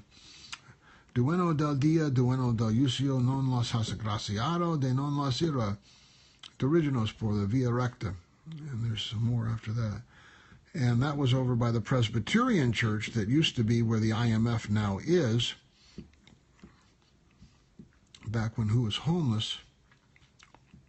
So while memorizing en el nombre de Dios, el compasivo, el misericordioso, alabado sea Dios, Señor del Universo, dueño del día, dueño del juicio. O.J. Simpson, whose nickname is the Juice, El Juicio, showed up in the news with this white Ford Bronco, thereby forever becoming part of the memory of whose life, and subsequently have been walked by once or twice in the past years since then, as if the story got back to O.J. or what. Maybe who could have done a better job ministering unto O.J. by actually penning out the translation, mailing it to him, telephoning him, trying to, when O.J. walked by, all who did was make eye contact. But maybe that, by remembering it all this time and having it come around again, this time when who does get how close about doing what about it, it will be more as effective, if not more effective, than it would have been by trying to reach out earlier. Although O.J. has regressed once or twice about some other matters and been in trouble with the law, those things might have been avoided had who been able to come forward sooner. I don't know. Some conscious or unconscious, like a moth before a flame, being drawn towards the spotlight of publicity. Who knows, right? That's the trouble with the strife, guilt, and hypnosis industry. It draws out the worst in people to be considered newsworthy. In order to be covered, you have to be doing something wrong to get the attention, because it stimulates the hormones. Oh, it could happen to me. It's a 1 in a million chance that I would ever have something like this happen to me. It's more likely I would be killed by trying to drive to work in a car accident than for me to have this off-the-wall thing happen. But because it's unusual and I can feel the adrenaline and think about it rather than the boring tediousness of the car ride I already know all about, and I don't need some mundane detail like a seat belt check or check the air pressure in my tires or install the Sirius radio to get the traffic report to better, or buy the Google navigating system. I got to deal with that stuff. That's not news to me. Give me something dramatic and interesting that could hurt me, or that, the failing of humanity. Let me enjoy, get all my biologic systems stimulated by that, and entertain me as much as inform me, because they're really, basic primitive things, like the way you train at the SeaWorld, the way they train the fishes with food, the rewards. This is a hormonal and synaptic reward stimulation economy of guilt, strife, and hypnosis. So OJ may well have been drawn towards that anyway, had who tried to reach out. Is it 9:30 now? Wow, it's 4:39 now. So it's time to go to bed to be able to get up by 9:30 club in the morning. New York Stock Exchange bell. So to review briefly about making intention, getting ready to close this file in order to be preserved and maybe try to copy it, make it redundant.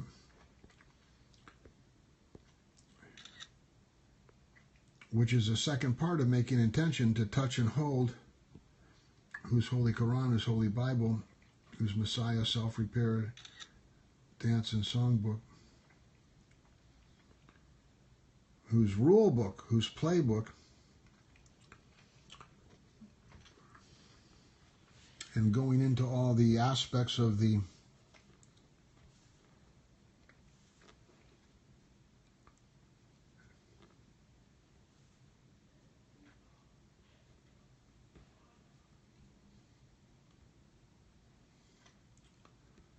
local self-defense core of all belief systems that tend to survive, and then the subsuming levels around that, and around that, and around that, and around that, of the dance of the prayer, that who's trying to understand what prayer who's trying to make, and that leading up not only to the prayer line of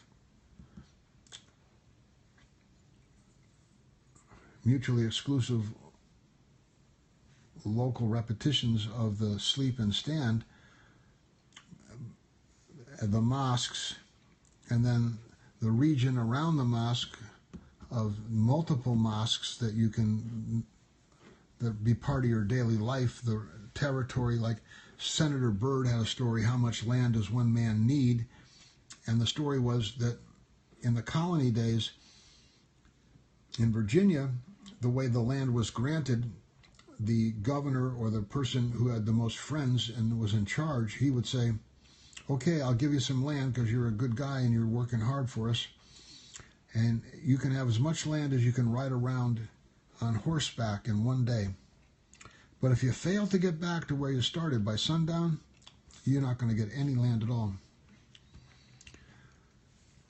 So Islam is a decentralized local self-determination form of organization, and you have your mosque and the neighboring mosques, and that's how it comes out. And then those have to, you got to have the bracket system to work upwards in Islam, or you lose the local checks and balances. You start going all the way up, or you keep them all local, and then you have an election off of all of them, instead of having, like in the U.S., we have primaries in each state, and then the states send them to a national convention, and a national convention then elects a candidate. And Islam has to work the same way.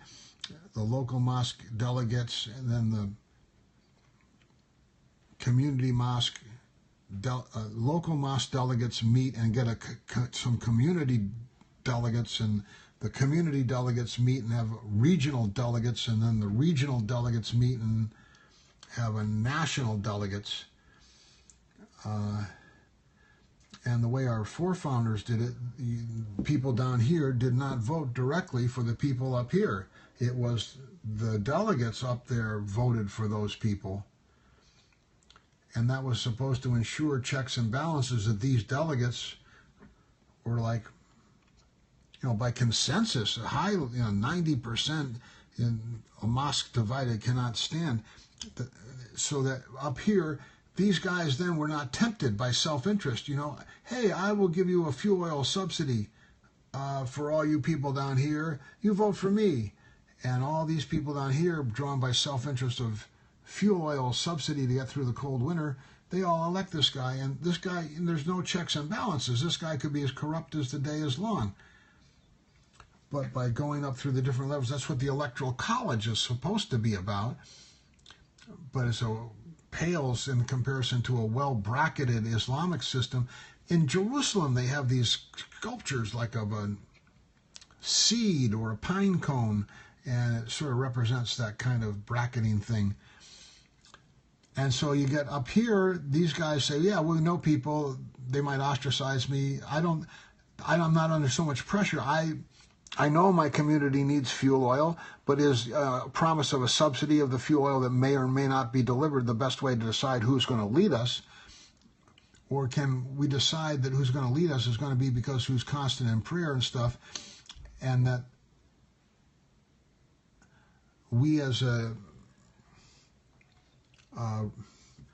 region as a whole, or a nation as a whole, or a planet as a whole are going to come to a consensus about the fuel oil and not attack somebody here to make sure that we get enough fuel oil to give here at a low price, or whatever scams who's going to do in order to come through with a promise of throwing the food to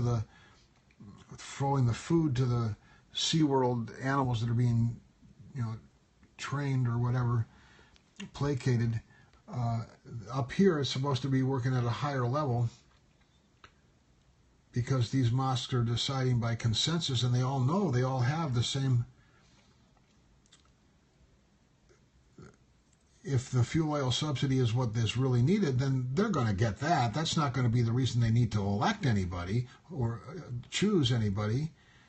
It's going to be for higher, different principles than that, because they'll get that. Everybody knows that they need the fuel oil. And then they'll decide by consensus that, yeah, these groups need it because they're producing the clothes and the food and the shelter and protecting the savings, so they should get it first. And then these people here, as much as we love them, this guy's not that good a hunter. And if we give him the food and we don't feed the guy that's a really good hunter, the guy that's a really good hunter is going to bring back the game. He's going to get weak and tired and not be successful in the hunt, and it's going to be a real mess. So instead of having a lottery just to give some food to whoever wins the lottery so everyone feels they have an equal chance and they'll vote for me, we're going to sit down and spend a lot of time thinking about this and make sure that who really needs it and should get it does. And then part of that would be having a system so people can prove to themselves who is the good hunter. And look, here's my game tickets, and here's the proof, the photo. Here's my witnesses. That's how it is. It's the photos and stuff from Rome, the graven ID from the central authority stamped with the dictator's seal. Oh, it's got to be true. It's got the dictator seal on it. Because we're pretty stringent about that. We don't want to lose control of the entire area. We make sure we have quality control. We only stamp the photos that we know are true. Cross-reference doctored photos of the Iran missile launch 2 years before what. But back to our story, the way this would be is the witnesses at the local mosque. This is our best hunter. These are our best hunters here. These guys got twice as much game as the rest of us. So of the 50 men at the mosque, 30 of them, 40 of them say, we'll take a less. We've got to make sure these 10 men get enough so they're strong enough to go out for the hunt and be successful. They're really good hunters. It's a God-given gift. And then when they come back with the food, we make sure they get enough. And then their families, I don't know, do you give privilege to the family because it happened to be the wife of a good hunter or the son of a good hunter? Or do you have to prove that you too have merit that is contributing? So here the good hunter gets enough food, he has to eat. No, you can't give it to your wife. You have to eat it. She has to go hungry. And so do your children, just like the rest of us, but you need it, so we're going to feed you. And that's because of God, not because of you. And you understand that, so you eat it, and then you pray with everybody at the mosque, and you feel as sorry as they do because your family's suffering as much as theirs are, despite the fact you are doing okay. That's kind of how from praying, that's kind of how what I understand Islam is. And from the earliest and best Muslims that I met, And I've seen how Islam has changed locally to what degree, which only further underlines and justifies the fear of people who say, or don't say, but know how quickly everything can change, and your solid belief core system can be sucked out from underneath you and corrupted. And all of a sudden, instead of everybody watching NBC, ABC, CBS, there's 1,000 different news outlets, and everything's gone. And who used to be able to control what by what now has to use, entirely different means of getting people's attention, like strife, guilt, and hypnotism. Although those are very old tools, but before it could be administered as us against Russia, scapegoatism, or us against, and now it has to be administered as like, it could be anybody, like Among Us sort of thing. It gets more fine-grained, so who gets the right to go into more, and instead of recruiting people so that we're all doing this together, it's the small group that doesn't want to have their privacy violated, because you can trust us, we're the good guys, and then want to have the right to go into your stuff and everything because they don't know you, when instead they should want to know you and have you be on their team, so they don't need to go into your car and your pockets any more than they need to go in their own car and their own pockets to check and balance them. It's the national Roman central wanting to go into the local uninitiated subordinate lesser, the ultra rich and the poor, a small group controlling the larger group through dividing and conquering the larger group by making sure the larger group knows you believe this, you believe that, those two things are opposed. You are a Republican, you are a Democrat. A Republican cannot register as a Democrat simultaneously. They're mutually exclusive. It's the only club that we permit that is allowed to have segregation like that for some reason that we don't really need to explain, because if it's obvious, you can only vote for one or the other. You can't vote for both. But what makes it so you can join the Sierra Club and the NRA, and you can, without one excluding the other, and some of the values of each are the same and some of the values are different, and likewise the Democratic Party and Republican Party share certain values, and there are certain values that are different, and who's to say that you can't share some of the values, like because you're a Arkansas resident, believe certain Democratic principles about economics and certain Republican principles about social organization and change. So you're kind of a Democratic Republican, or if you're up in Minnesota, maybe you believe differently and you're a Republican Democrat. So why is it you can only be a Democrat or Republican? Why can't you be a Republican Democrat or a Democrat Republican? There's no good reason for that. It divides and conquers and makes a lower loyalty and institutionalizes a breach of the separation of powers so that Republicans are loyal to one another across all three branches of government, judicial, congressional, and executive, and work together to keep themselves in power to the exclusion of others who are not, quote-unquote, Republicans. Likewise with Democrats. And it should be unconstitutional for any organization to say you cannot join us because you're a member of some other organization. It's segregation and discrimination, and simply because it's based on an ethereal, invisible political ideology instead of the color of your skin, who gets away with it? And that's the Holy Roman Empire at work. Divide and conquer. Identify self-interest.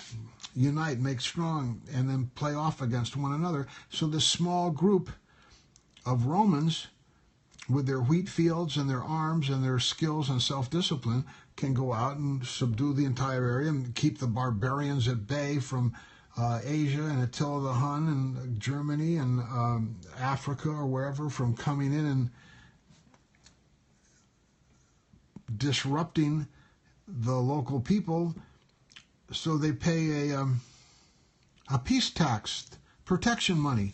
And it's a little different from the mafia that comes and gets the protection money, because they'll be the ones that'll mess you up if you don't give them the money. But after the initial thing of protecting you from the outsiders, then it starts to degrade into, we'll protect you from the insiders. If you don't pay, we'll get you.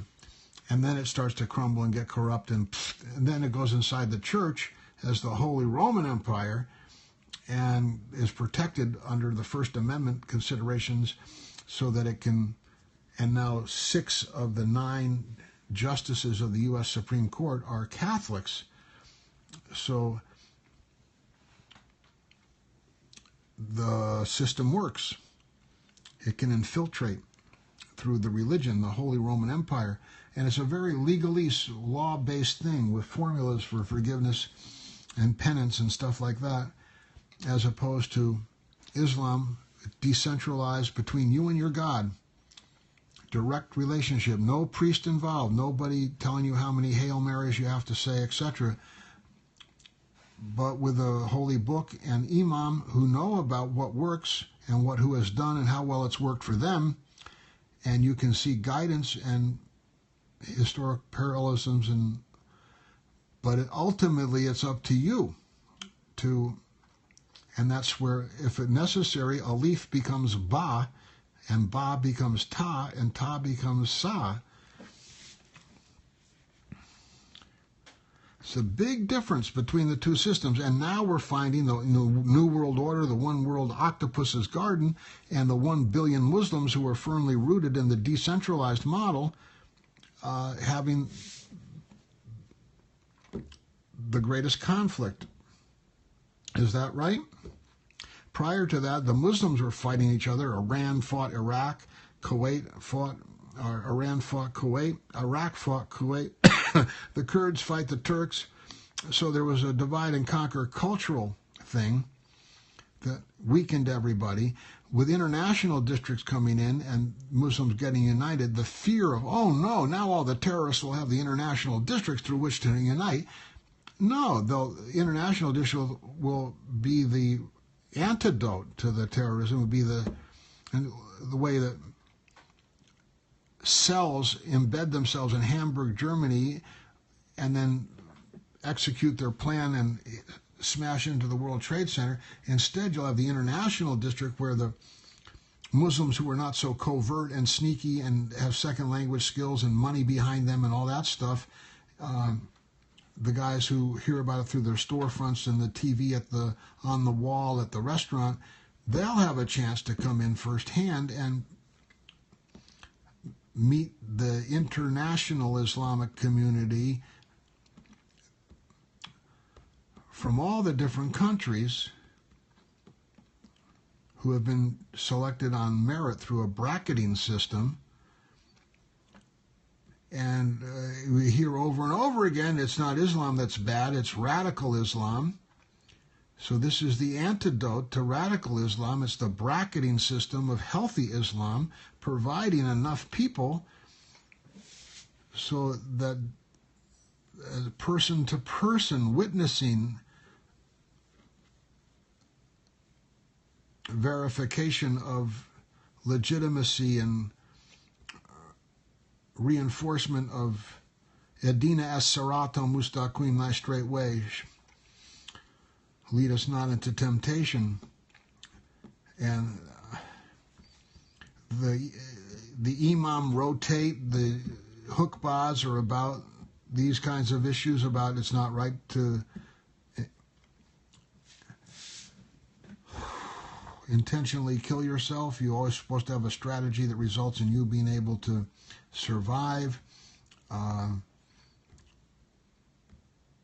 If the will of Allah is done, and that you strive to represent the will of God in such a way that there's this avenue of choice for those you confront, for them to change their behavior sufficiently so that you can survive.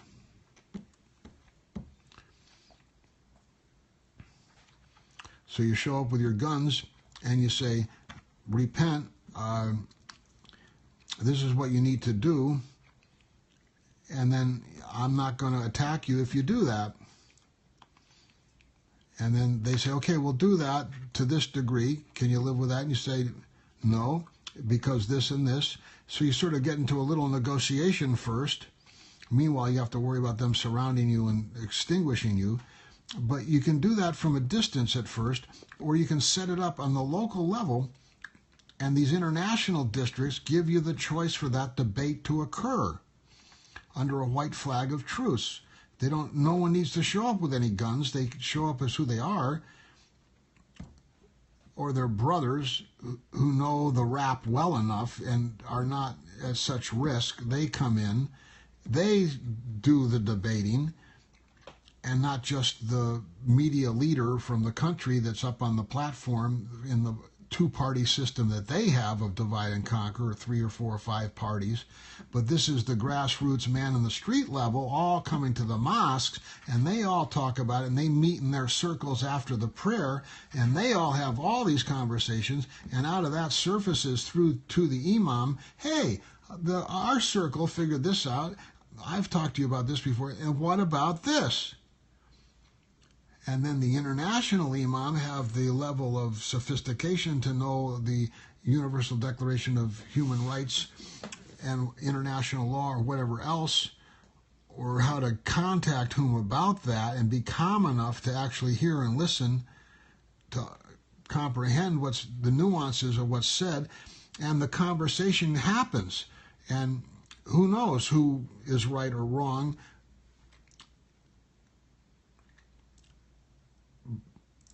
At this point, other than to know that that's the way it's our Constitution through the First Amendment tells us that's the way it's supposed to happen, through this dialogue, and not through informer. He said this, you can kill him. No, that's crazy. It's supposed to happen through these international districts where, hey, everybody's saying this here. What about this? And then the best able, the most respected who are expected to then respond. And that's public. And not only that faith, but the faith next door gets to hear about it. And so it is for all the faiths, all these voluntary decisions about the dance, which is the best suited dance for me, and the sleep and the stand, and the sleep and the stand. And so these international districts become the living embodiment of the First Amendment of the United States Constitution, protected by the Second Amendment, where you have these well-armed militias around the perimeters of them, and you have a MSR 500 megawatt, maybe a pair of them, selling affordable 10-cent, well, what's the true cost of it? Maybe you have a solar wall around the southern side of each, is they're only going to be there 2 or 3 years. You have the wall elsewhere where it's supposed to be bringing in the power, and the power coming out from the district to peaceful local power grids around it.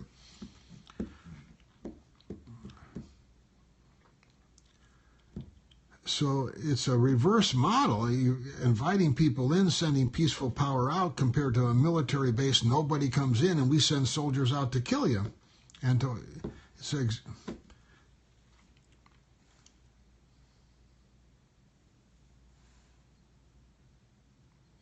it's the exact same thing inverted, which might make you think, man, that might be right on the money. It's not some off-the-wall esoteric thing that's different. It's the exact same thing turned inside out, which is how the oldest house of God works when the energy is converted to the matter, or the matter is converted to the energy. So it goes back to the subsuming prayer that overrides way up towards that level of where you get to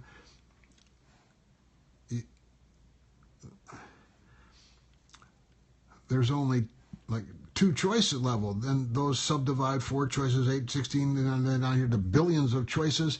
You're getting way up here to that level of certainty about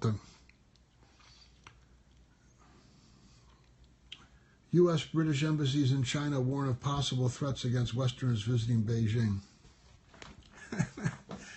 Is China in?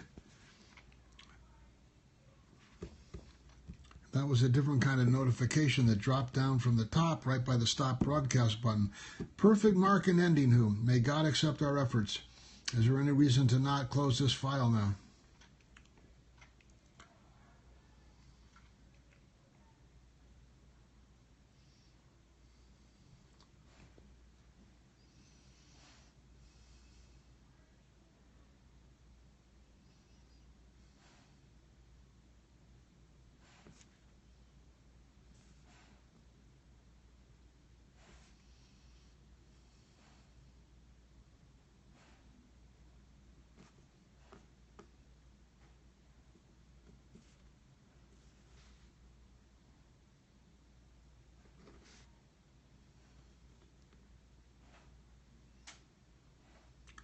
Thunk, thunk.